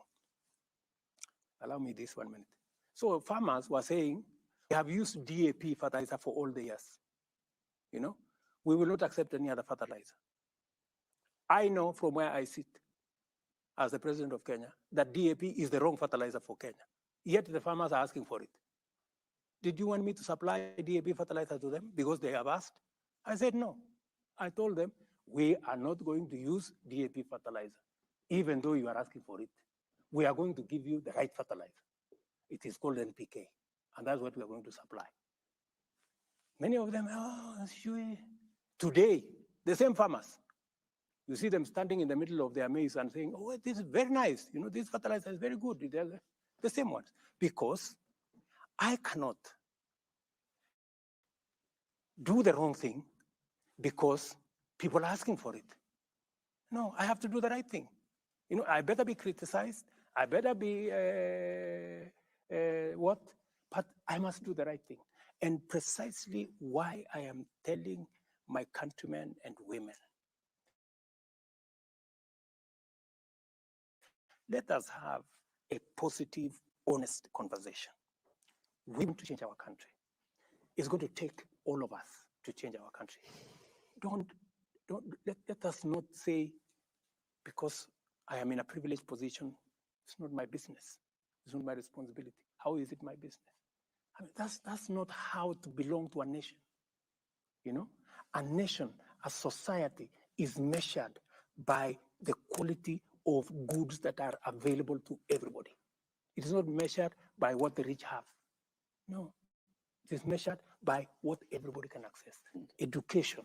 How are we going to make sure the plan we have to raise to 80 billion becomes, how do we deal with our health? How do we deal with our roads? How do we deal with our water? How do we deal with our electricity? How do we deal?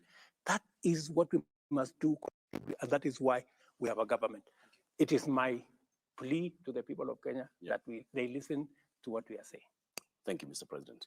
Thank you very much for giving us this opportunity to speak to Kenyans and to also respond to questions. This, of course, goes a long way in entrenching our democracy, and will continue holding you accountable for the words that you say. By all means do. And the deeds of your government. Yes. And continue asking me the difficult questions. It is good. It's good for me. That is our job. Yes. Good for democracy. Yes. Good for openness and transparency. No problem. That's our job. Fanya kazi yako, sisi tufanye kazi. And thank you very much for tuning into this conversation with His Excellency President William Ruto this evening. Thank you for all the questions that you had shared with us earlier.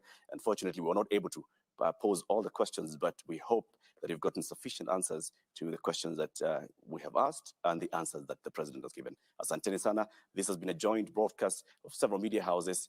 Have a good evening.